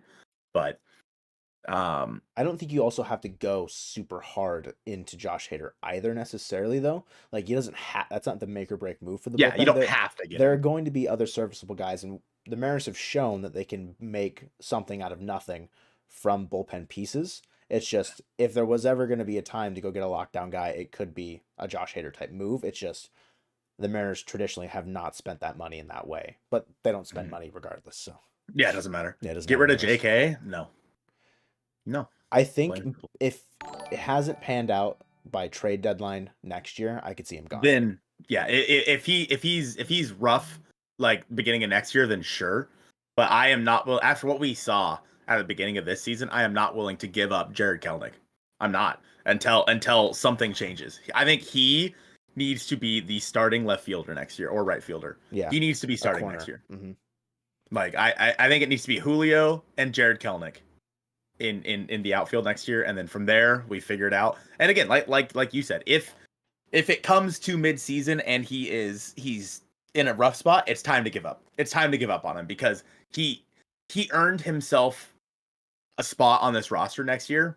But I'm not sure. It's not a guarantee if he continue if he regresses or the power sap is still gone because he didn't hit a home run since his return. He hadn't hit a home Right. run since I think June against Otani was Mm-hmm. his last home run. So if April really was just you know dumb luck, which I would hate, it might be time to move on. Yeah, and I'm not necessarily. I don't disagree with that. I think that if Jared Kelenic continues to be the guy that we saw when he came back, then sure. But obviously, he was coming back from a big injury, and I think that he was hitting the ball the other way though. Like Mm-hmm. the at bats he was putting up, obviously he had those like 5 walks in a row. He looked much more controlled at the plate than he was before. He still had his moments, obviously, but Yeah. hitting the ball the other way and whatnot. So I think that Jared Kelenic has earned a spot next year, but it's not the end of the world if by midseason next year it's time to move on. Yeah. So, Joe, I have to pee. That's great news. You So, go do that. I'll go full cam. thanks. Bang. Don't mind me. Just hanging out with the chat. Hey guys. So I'm looking at free agents for next year, just who's available kind of a thing. And we're going to ask Colton some names when he comes back. I saw someone earlier mentioning Matt Chapman, and that'll be a name that I bring up to see where he's at with that. But Cuddy Soup, maybe I'm a weird or a bad person, but I'm not a Kelenic fan. That's the thing is everybody's going to have different opinions about players. I just don't understand the downright. It's almost like a disrespect where that Jared was getting. It just felt out of place that to a certain extent for me, but I like Jared, so there's obviously a little bit of bias for mine. Too many nice guys on the team. I think that was part of the problem. I think BP, in terms of that, I think it just might be maybe not nice guys, but a lack of discipline of that like nicety, right? Where guys are like too buddy to a certain degree where they can't really, I guess, have those conversations where they need to kind of step up. And they had a closed door meeting at some point earlier in the year where I think Cal had some post game comments like, we just need to play better. And things started to turn around a little bit after that. I think it's just kind of like that grittiness, whatever. But low for Kirby, get it done, for real. I don't know what low that is. It might be a low. So I don't know. What are my thoughts on Hector Neris? Interesting. Colton, welcome back. Hector Neris is the worst, and I hope he stubs his toe. Interesting. So I'm on Spotrac, and I just have 2024 MLB free agents, Colton. Okay. And talking about the double play. Oh, Nathaniel Lowe. Gotcha. You cannot have George Kirby. Thanks. Bye.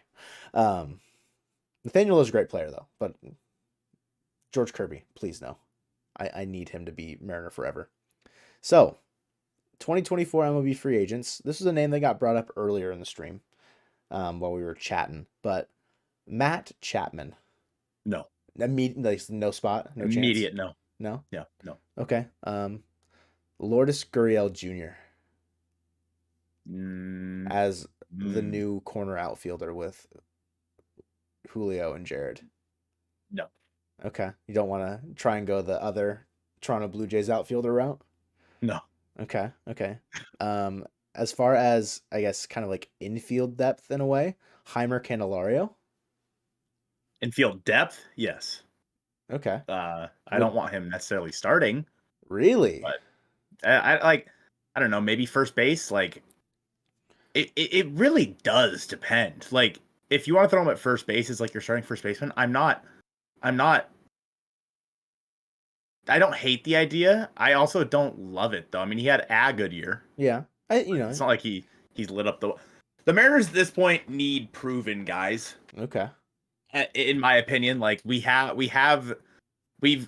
a little too much with these guys have, these guys will fit our mold kind of a thing. Once or twice, yeah. So Whit Merrifield, he's got a mutual option. That's a name that I've seen Locked On kind of toss around. He's also 100 years old. He's 34.8 years old. 0.8. Yeah. That would be like the kind of infield depth flexibility guy that makes contact, which is what Wong tried to be this year. So if Whit Merrifield is the starting second baseman next year, I'm not necessarily mad about it, but okay, I think that's one of the reasons why you would need to keep Rojas on the roster. Sure. So okay. Yeah. Yeah, I think that it's time to just go out. We gotta get guys. Like Colton Wong, I liked Colton Wong, but when you look at him, he obviously wasn't like a guy who's mentioned every year as one of the best hitters in the league. No, but right. he would have been like a top 12 second baseman in all of baseball, I would say. Yeah. Like in conversations, like, oh, like you think of like the premier guys, he's not in like the S tier or the A tier. He'd be like a B tier second baseman. He just ended up being an F tier second baseman.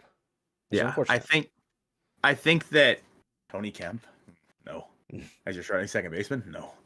I think that and again, that guy's not out there. Obviously, Semien would have been the guy at second base specifically to go out and spend a lot of money on. I mean, if one of like Trey Turner or whatever would have been willing to move to second base, would have been the guy. Yeah. I don't see what you fill second base with, and because of that, you need to fill the other positions heavily so that second base isn't such a, because obviously going into this year, second base was the spot that everybody looked at and said, there's our problem, second base. But if you go out and you fill right field with or left field with a big name, I don't know who. We're not to that point yet. You go, and we thought we did that with Teo, obviously. And he was fine. But then you had AJ Pollock added to this team. You need to raise the floor, and I don't care how you do it, but if you raise the floor at second base with Whit Merrifield or something, and that's as high as you raise it, there's a problem. Okay. So, I don't know where else you kind of go as far as then for second base of trying to raise that floor in terms of who's out there. It would take a trade. It wouldn't take a free agent because there's just no one in that market, I feel like, at second base in free agency. Unless you're, and that's what's so tough. Yeah, that is tough. Any chance of getting Aranda from the Rays? This past trade deadline was probably your opportunity to do it. Yep. Realistically. Or Curtis Mead. Yeah. Who I also very much wanted. That Rays infield is getting very crowded very quickly because Caminero's made his debut. Aranda, Mead, you've still got Yandy Diaz there. Harold Ramirez is a guy that plays the infield. Isak Paredes is a guy that plays the infield. Haven't mentioned Brandon Lau's name. They need a bona fide shortstop because, well, so maybe the Rays might be trying to move some guys around from there, but there's no person in the Mariners organization that is going to be the next like shortstop guy to send to the Rays for another one of their infielders, in my opinion, because they don't want to run out Taylor Walls again next year. If I had to be, right, if I'm Tampa Bay, but well, and is a Ryan Bliss and like Ryan Bliss is second base with, of course, Josh Rojas or Dylan Moore, guys you can kind of throw through there. Sure, that's a possibility, but again, if that's the case, you need to go out and make a big move elsewhere for your offense because you don't know what you have in a full year of Josh Rojas. You don't know what you're going to get out of Ryan Bliss at the major league level. Yeah. I'm not against going that route, but you have to build around the middle of your order. And that would, if that's the case, you probably need to get rid of Ty France and maybe go after like an Alonso or Cody Bellinger or what have you. Another guy to add to the middle of this lineup because you're not raising the floor a whole lot at second base. And I think that's the Mariners' biggest problem is there's not a lot of room for error with this team. So if one guy starts to struggle, you're basically just screwed in that position. Like Eugenio Suarez wanted to play 162 games. Sure. Did Eugenio Suarez playing 162 games affect how well he played in those 162 games? I guarantee it. He was exhausted. I know for a fact. Was he bad this year? Yes. But could he have done better with a couple days off here and there? Absolutely. And so I think that, but the other thing is you didn't have anyone else to put there. You had no good backup plan for if Eugenio Suarez needed a couple days off. You didn't. It was Caballero, I feel like. And then you acquired Josh Rojas to also do that because Rojas has played solid innings at third base throughout his career. But obviously, Gino staying healthy as he did, we didn't need that from either Rojas or Caballero at any point, really, aside from, I think, him coming out, early in games or sitting at the beginning and coming in later. So, yeah, I think Candelario is a name that's interesting to me because third base is his primary position. And I don't want necessarily to take Gino off the field, but I think that would be a name if I'm the Mariners to kind of take a look at. It's not a sexy pick. But again, there's not really a lot of sexy picks in this class either. But, I mean, user was saying, we got to stop with the cute shit. Unfortunately for this batch of free agents, it's either you get, one of the top, 5-10 prizes, or you are going around trying to find guys that fit your spots. Because if we're looking at trying to maybe upgrade it at first base, not via trade, first base this offseason, you're looking at Rhys Hoskins, who is coming off an ACL tear. Cody Bellinger, technically, if you wanted to, but outfield is his main thing. Max Muncy's got a club option for $10 million. The Dodgers will likely pick that up if I had to guess. You have Josh Bell with a player option for 16.5. He's played well in Miami, so I feel like he'd probably just stay. And then after that, you're going all the way down to guys like Joey Gallo. Carlos Santana, sure, but he's old, right? CJ Cron. There's not a lot of big bops in your corner infield spots in this free agency class. And it's just, I don't know. And then talking about trying to trade for Tatis. I don't know why the Padres would want to trade Tatis. Yeah, I don't know why they would either. I think if I'm looking at this Mariners offseason, if Heimer Candelario is your big prize, there's a huge issue. Big prize in free agency. Yeah, big prize in free agency. That's still an issue. You think so? More importantly, JP Crawford said he intends to return to Driveline much sooner than last offseason, and he's bringing Ty France with him. No shot. Actual? France recently bought property in the Seattle area and will spend more extended time here. Oh, that would suck if he got traded. Yeah. if he's out and he just bought property in Seattle, oh please. That tells me that the front office and him might have like a bit of a pulse on where he's at, and they're not willing to give up on him quite yet. If it's, Tim Anderson went to Driveline as well, and look how that went for him. It's not a guarantee. Right. But of course, yeah. But if someone can get in Ty France's ear about how to get the barrel to the ball more, how they got into JP's ear about it, fixing his swing path or whatever it takes, that would be massive to this Mariners offense. I mean, Ty Gonzalez tweeted, I don't remember when, but like a regular Gino and Ty fixes this Mariners team almost immediately. In terms of that the team makes the playoffs, probably wins the division. In terms of production, right? And so at Driveline, if there's some sort of swing path fix that helps Ty, that's great.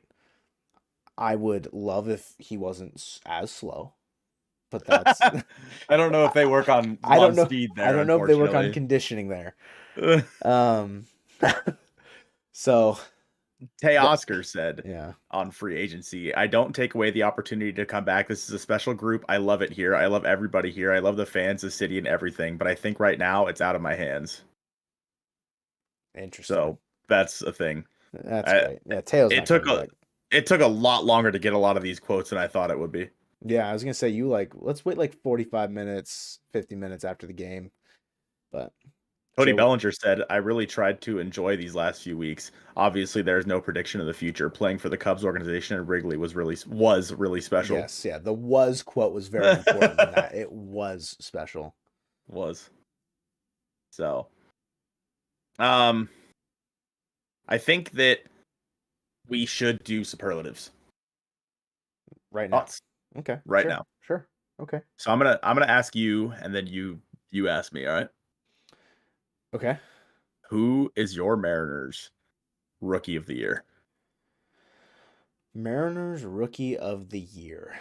I am going to go with Bryce Miller.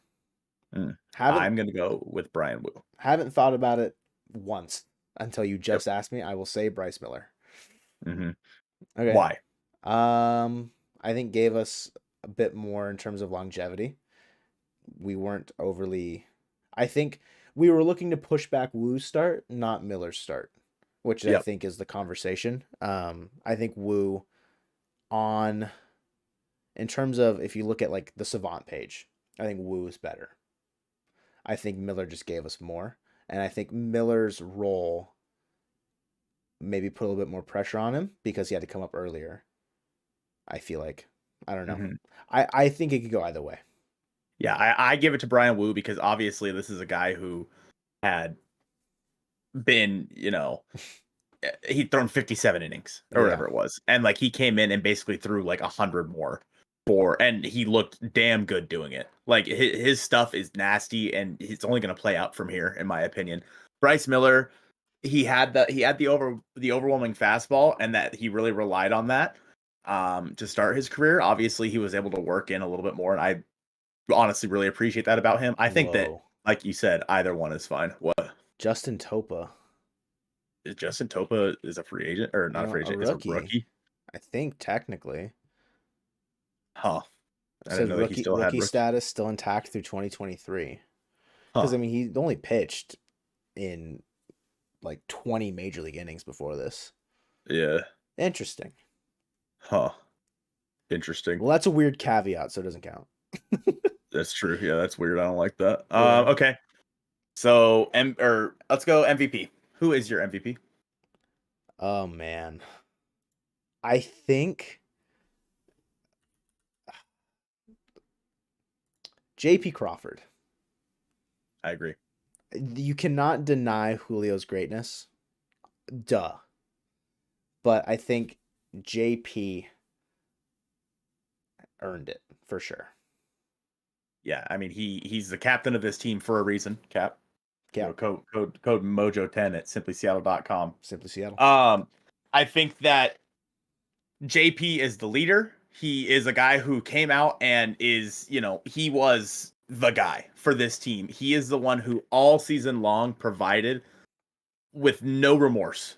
Like we saw guys like Julio strike out with the bases loaded a thousand times, Dude. right?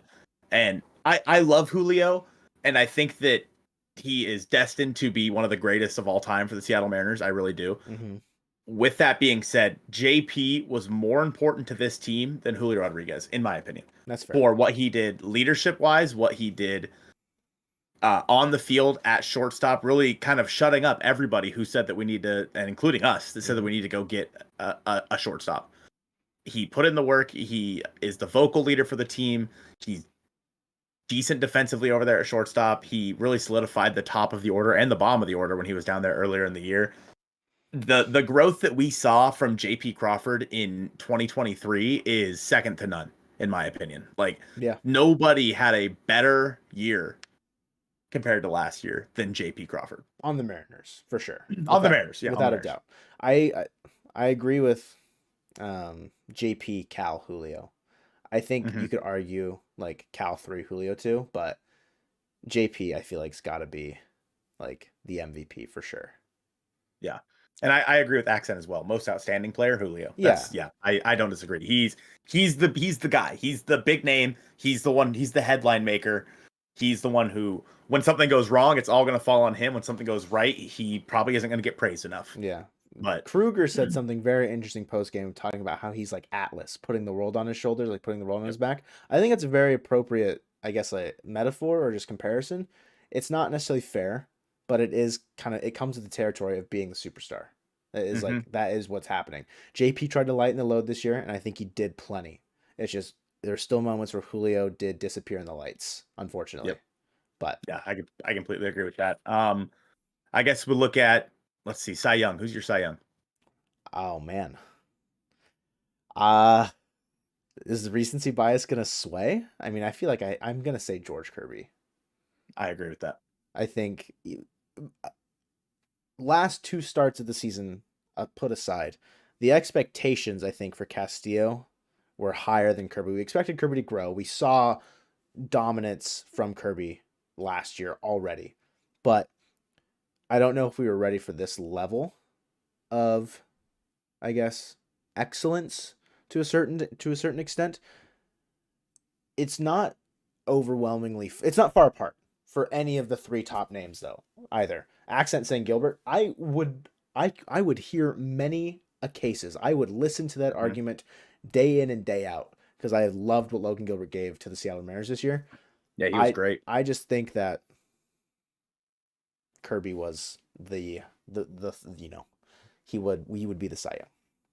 Yep, I agree with that. I mean, his ability to add in the splitter this year, I think, really raised his game to a whole nother level because he obviously teams are starting to figure he's going to be in the zone. We know this about George Kirby, and he's able to get hit around because of that. Yeah. But adding a pitch like the splitter and apparently a knuckleball. Yeah, throw the knuckleball in, man. No one's gonna hit that. Oh my god, could you imagine if George Kirby has a knuckleball in the show 24? No, like genuinely, if they make a Tops now, where it's like they Kirby, have to. No, give Kirby a knuckleball, please. They have to. But yeah, I think that you look at George Kirby and what he did for this team and he's also become a bit more of a vocal leader for this team. Obviously, he had his little, moment in the spotlight with what he had said before. And again, while I didn't necessarily disagree with what he said, I disagree that he said it out loud. Yeah. think that looking at George Kirby for the future, he's a guy who I would love to have locked up for the long term because I think he's only going to get better. And the same goes for Logan. I think they're both only going to get better. We know what we have with Luis Castillo. He's a guy you can depend on every fifth day. He's going to give you 5+ innings, except for the last round of the year. And I think that when it really counts, except for apparently the last month of this season, when it really counts, Luis Castillo is going to go out there and be the guy for you. He's the guy that you rely on. He's the rock for a reason. We saw what he did in the postseason last year, and basically ever since he became a Mariner in 2022. But George Kirby and Logan Gilbert, I think at least George has become the guy for the Mariners. Who, if I had to start one of those three in a must-win game, I'm probably starting George Kirby. That's fair. The Curbster's a Yankee. I don't disagree with you, accent, and it makes me want to throw up. He's New York born. I don't like if he has the mentality of a Yankee. Yeah. If he doesn't get re-signed, he will be a Yankee at some point in his career, without a doubt. Yeah. I think there's conversation to be had about each guy, what they can improve on going into next year. I think Castillo just needs to not give up the long ball and work on a better out pitch. I feel like he just towards the, I don't know if it's in specific starts or certain outings or whatever. It's not even just Castillo, but like many a times it just felt like the Mariner starting pitchers could not get guys out, couldn't get that final punch out or the final swinging striker, the right ground ball, whatever. Like I think about, and Castillo started against the Rangers. He had Jonah Heim 0-2, and it was a decently solid pitch. The ball should have been a little bit lower, but Heim just swung his barrel out there and poked it into center field. So it's just, I don't know. I think you're talking about, like we're saying, Kirby stays around the zone a lot. If he can work on a better out pitch, one that is enticing to guys off the plate, Kirby will then cement himself as the Mariners' ace very quickly.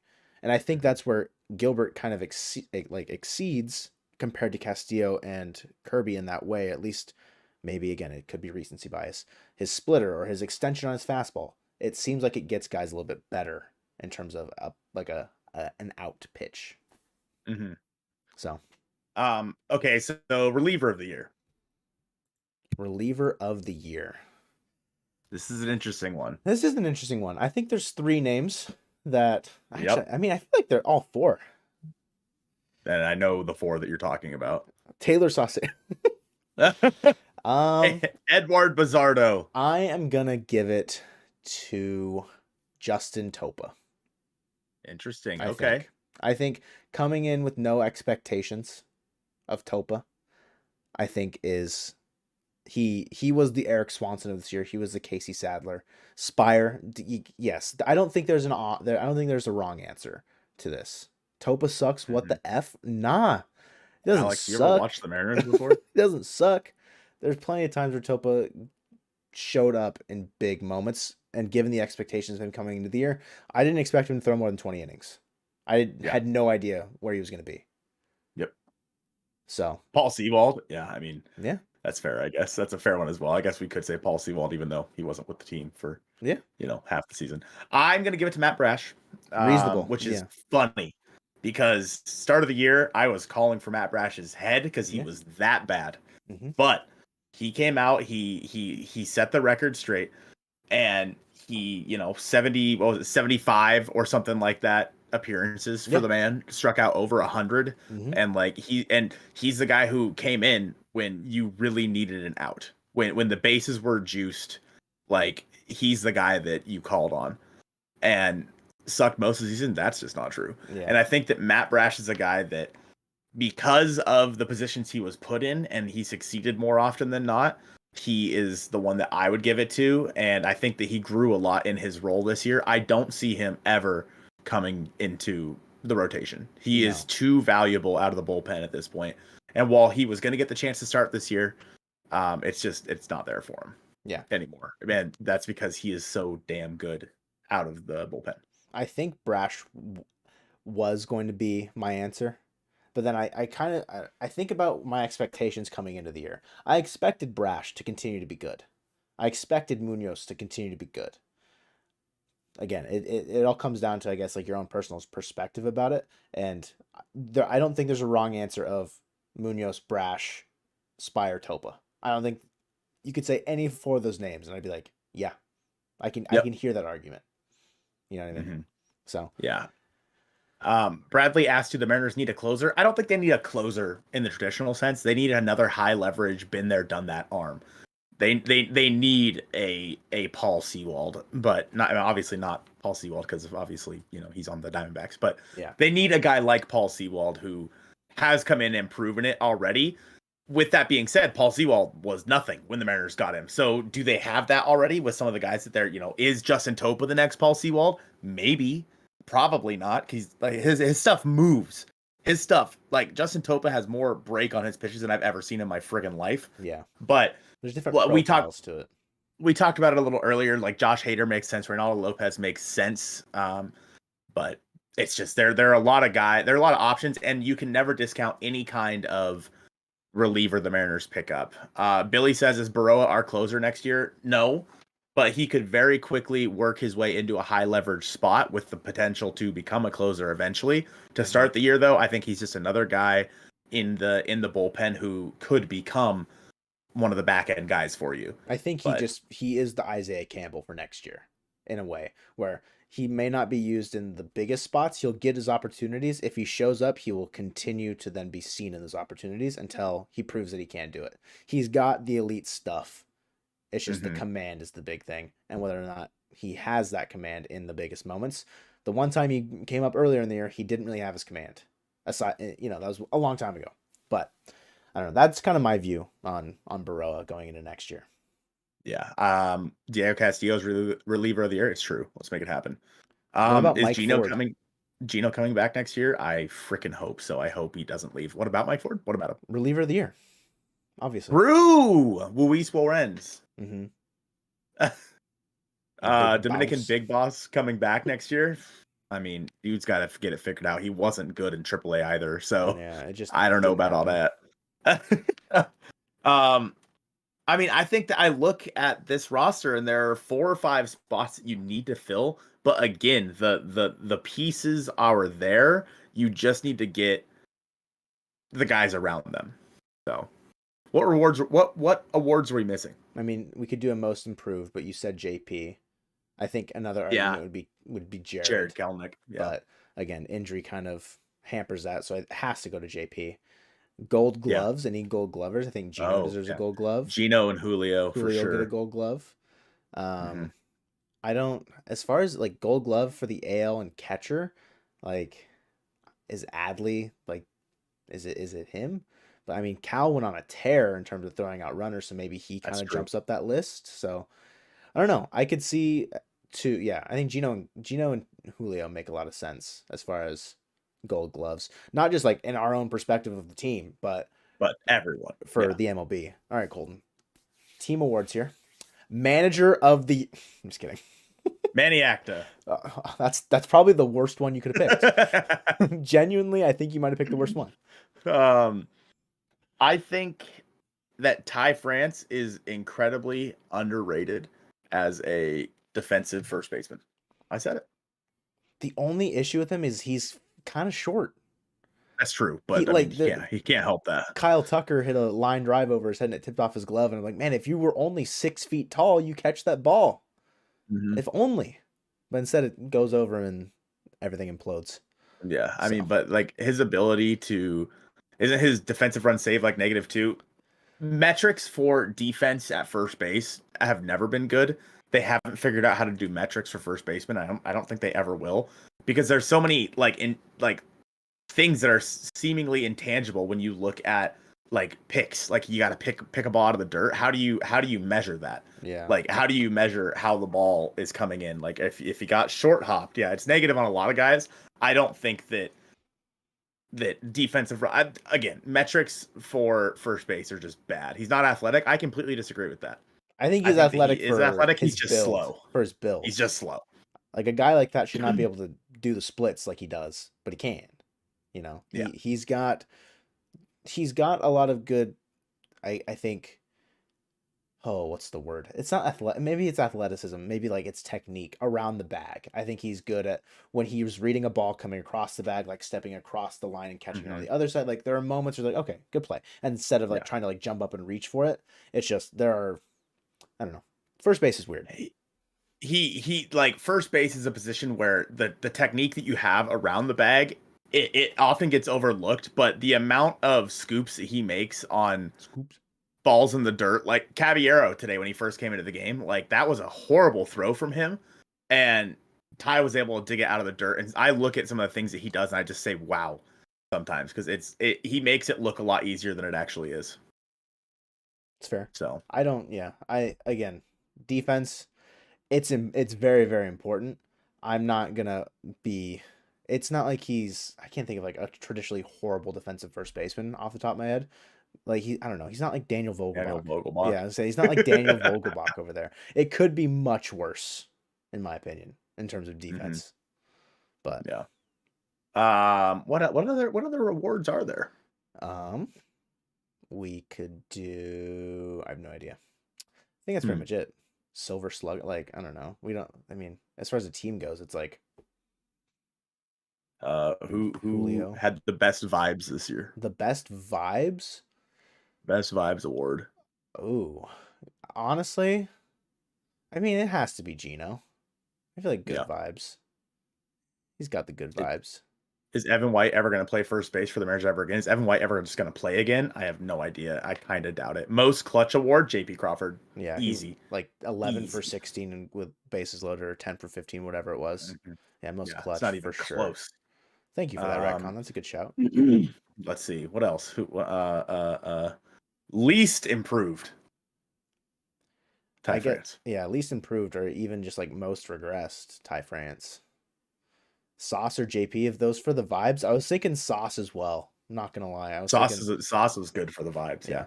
Ooh, brain. My earlier someone mentioned we need like a sidewinder or submariner kind of a vibe out of the pen.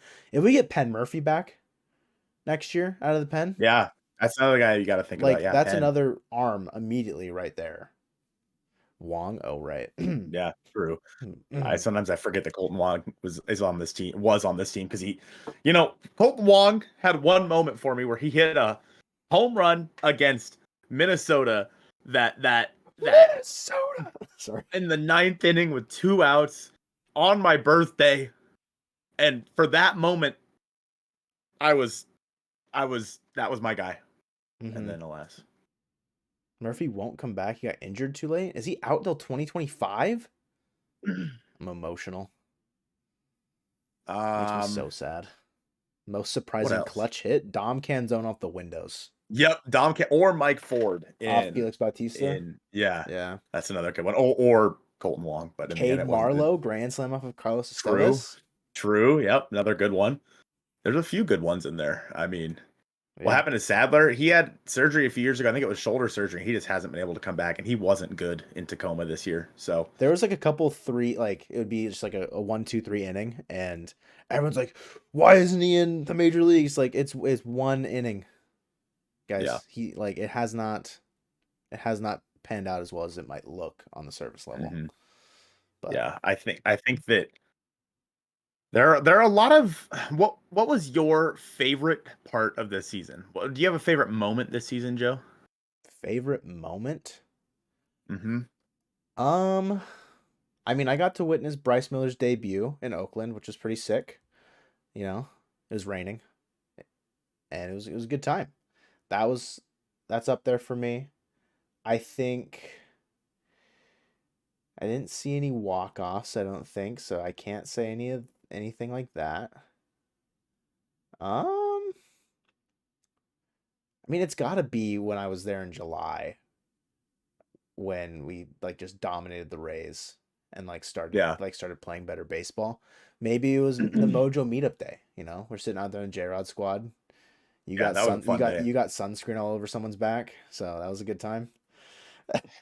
It was a good time for people that were there. The people might not know the story, so let me tell you guys the story really quick about the Mariner Mojo meetup day.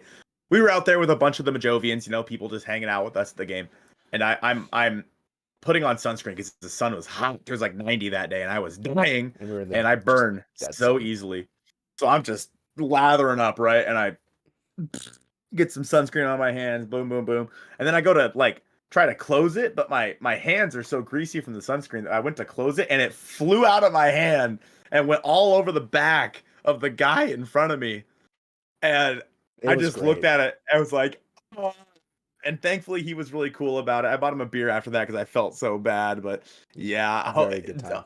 homie, if you somehow see this again, I'm so sorry, and I hope that your jersey isn't stained from sunscreen. It was a gray Griffey, which they do not make anymore, Yeah. which is worse. Yep. Yeah. Um, So Teo walk off on Blue Jays at home. That's not a bad shout. That was were we in City Connects that night? yep. Yeah. My favorite moment might have been when the whole stadium. It was opening day. The whole stadium counting down for James Karinchak Ooh. after he had gotten hit with the time clock violation. penalty. Yeah. Yeah. And then Ty France's 3-run home run shortly thereafter. Yeah. That was a good one for sure. You were in the bleacher seats. Never again, dude. Those seats are murder in the middle of July and August. Best moment was JP's. Yeah. True, that was a good one. JP's diving grab versus Boston to end the game. That was a good one. Yeah, I mean, there are so many moments that I look back on the season that I forgot about, but I'm like, my God, like this was a fun team, and they had plenty of things about them that weren't fun, obviously, but the team itself, I mean, like there are so many great moments that you can look back on and say, man, that was fun to watch. It does suck that we're not gonna be able to watch Mariners baseball for the next 5 months. It's gonna be dark. I'm depressed when it's dark and there's no Mariners baseball. I'm just gonna, like, real talk. I go back on YouTube and watch old games sometimes. You're gonna have seasonal affective depression, but because there's no baseball, like it's not the weather, it's gonna be because of baseball. It's true. Yeah. Texas beats the Mariners to knock them out. That's the spirit. Yeah, that was my favorite moment too. That was my favorite. Gino's solo home run in the bottom of the 8th inning when we're down 6 runs. That's my favorite moment of the Seattle Mariners season. So I was standing up on the stairs because I had a standing room only ticket to that game, and he hit that, and I didn't even watch it go out. I just looked down and went like this, and that was all I did. Yes. Yes. Yeah, the All-Star game, come to Seattle. Does that count? Absolutely. I mean, yeah, the All-Star game is another one that you can look at. And I mean, watching Julio in the home run derby was very, very cool. I don't know. I mean, there's a lot of fun moments this year. Obviously, it didn't end the way that we wanted it to, but I don't know. There's so many things I look back on and I'm like, damn, this was a fun year. The let's fucking go. Yeah, that was a good one. That I mean, recency bias for me, but I was given the task of recording that post game, and I decided to do a little live reaction, and it was very much so worth it. I cut out a ton of that because you can't really put more than like 8 seconds a clip, and thank God we didn't fumble that because that would have been terrible. Yeah, Anthony Martinez, you'd rip our boy Anthony Martinez, honestly. I don't know what happened to the man? I have no idea. Maybe he felt bad. Yeah, I mean, I don't know, guys. There's a lot of things to talk about. We have a long offseason in front of us, and there's so much to discuss because the Mariners are this close. They are this close to being a team that is like in the playoffs every single year. Yeah. But it truly all comes down to the players that you add. And I think that this offseason, the players made it clear that they're not taking no for an answer anymore. The front office needs to go out and do something. Yes, Ty France is going to Driveline. This is true. It's bless. So, take other people with you too. Take as many guys as you want to go Driveline. I'm down. Yeah. So I don't know what the big move is, and I mean, we probably won't know until December or something like that. And even then, we might not know.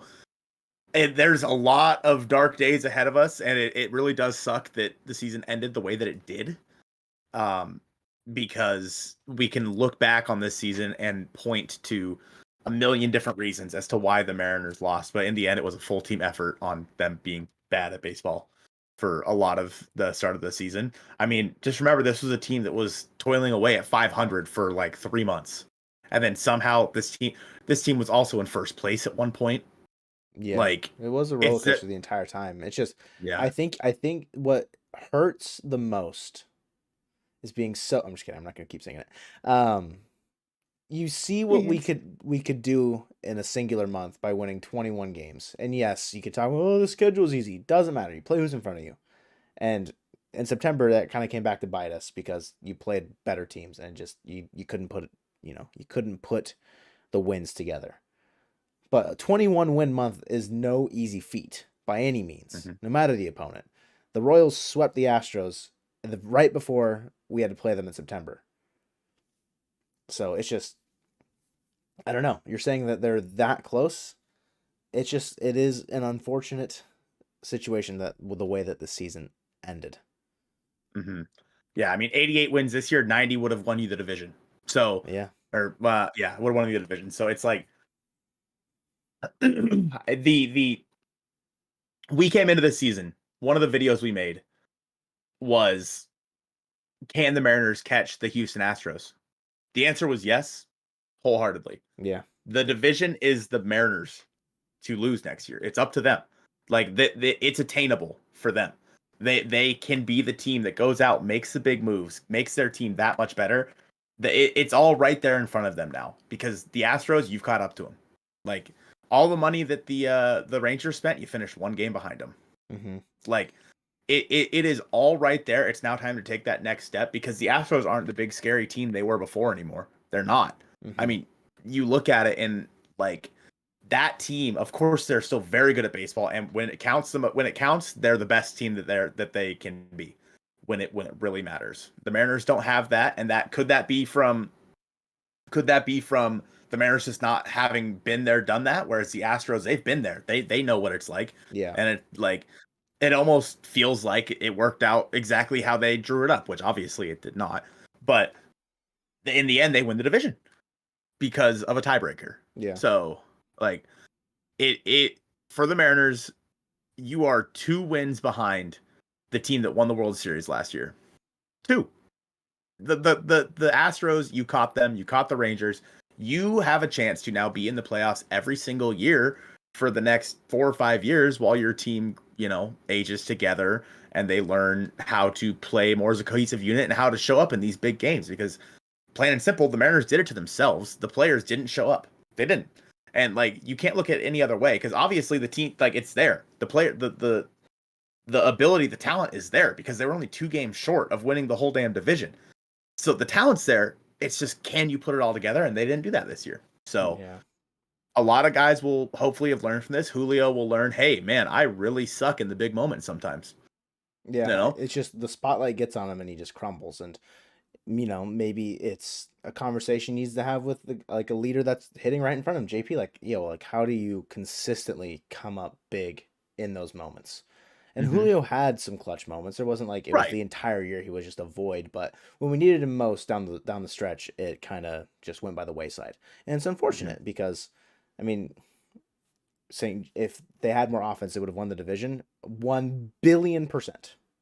You're Yep. not wrong. If we probably don't run out, Tommy was still at DH opening day with weird platoons with Cooper. It's just, but that's like we can't harp on it. They still made it within a game of the playoffs, even with the shortcomings Mm-hmm. of the offseason, the DH role, the second base, all the platoons and blah blah blah. Anytime that Scott mismanaged the bullpen, it was only 1 game short, right? Yep. So Yep. if one more, BAPIP Matt Brash inning goes a different way, we're in the playoffs. There's so many moments you point at like, oh, that could have gone differently. Oh, that's different now. And it's fine. So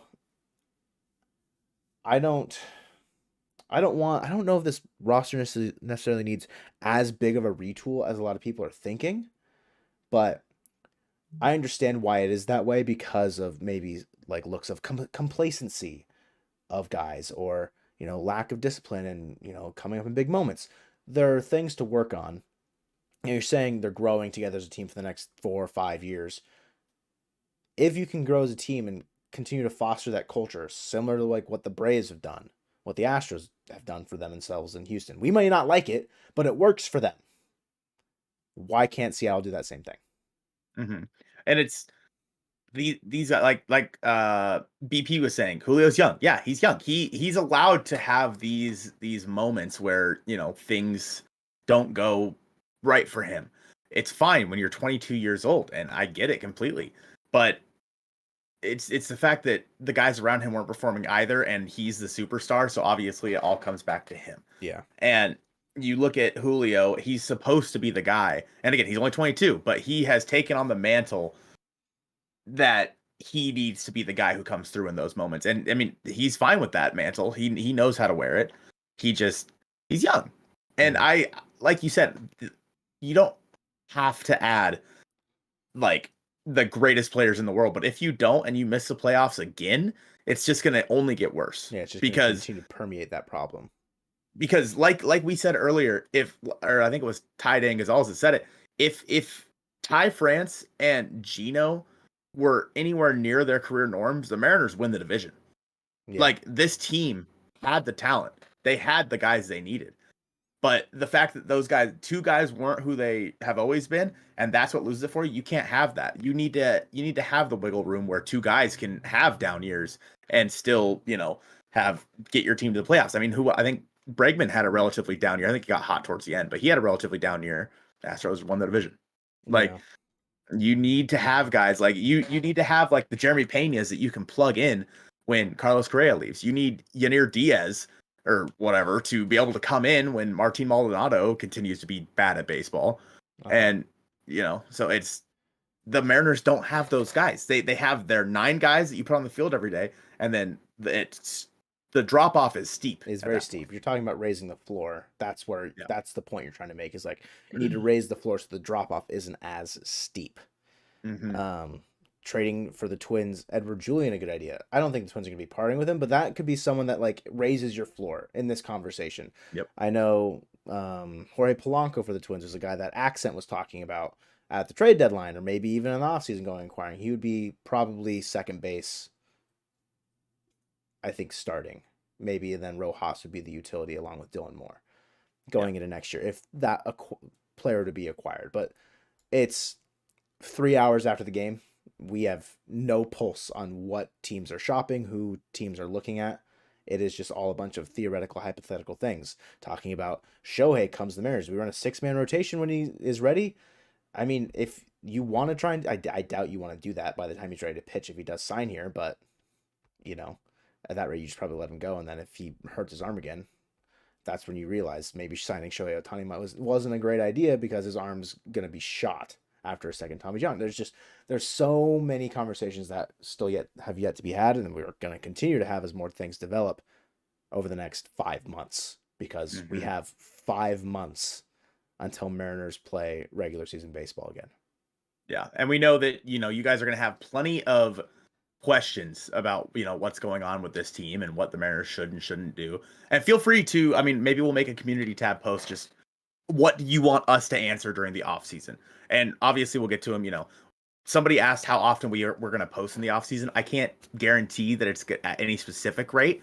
I mean, we'll try to keep up, 3-ish to 4-ish times a week. It'll obviously slow down from what we've seen. We'll still keep doing our weekly podcast that we do, the Hit It Here podcast. And I think we might still stream. I don't know. Joe and I still need to talk about our off-season plan now that the season is officially over. But I mean, more than anything, we got to thank you guys for just kind of hanging out with us this whole year. And Mariner Mojo as a whole has seen a lot of growth in 2023. This is our first full year doing this. And shout out to Joe, your first full year. Both of our first full year. Couldn't have done it without Joe. You guys all here. I mean, there's so much to talk about with this team, and because we got to go on this ride with all you guys, you know what I mean? It makes it all the more worth it. Even if it was a terrible, end to the season for the Mariners, the fact that we get to come on here, talk about the Mariners with you guys, it's a great outlet, and it's been a lot of fun being able to hang out with you guys, truly. Well, I'm gonna start crying. I'm gonna start crying if you keep talking like that. I mean, it's been a great year. Even with all the ups and downs, not the result we wanted, I would not have traded. Well, maybe I would have traded how that year ended, but year as Mariner Mojo, it's been amazing. Like what we've been able to accomplish, what you guys have helped us accomplish. it's been my dream to be some sort of sports reporter for the entire time growing up in my childhood. I was watching ESPN Sports Center every single day of my life, and to be able to just talk about something that I'm super passionate about and that I love, and have people sometimes disagree with me, and that's okay, and sometimes it makes me want to run into a wall. But that's the nature of conversation and discourse with or surrounding things that we're all passionate about.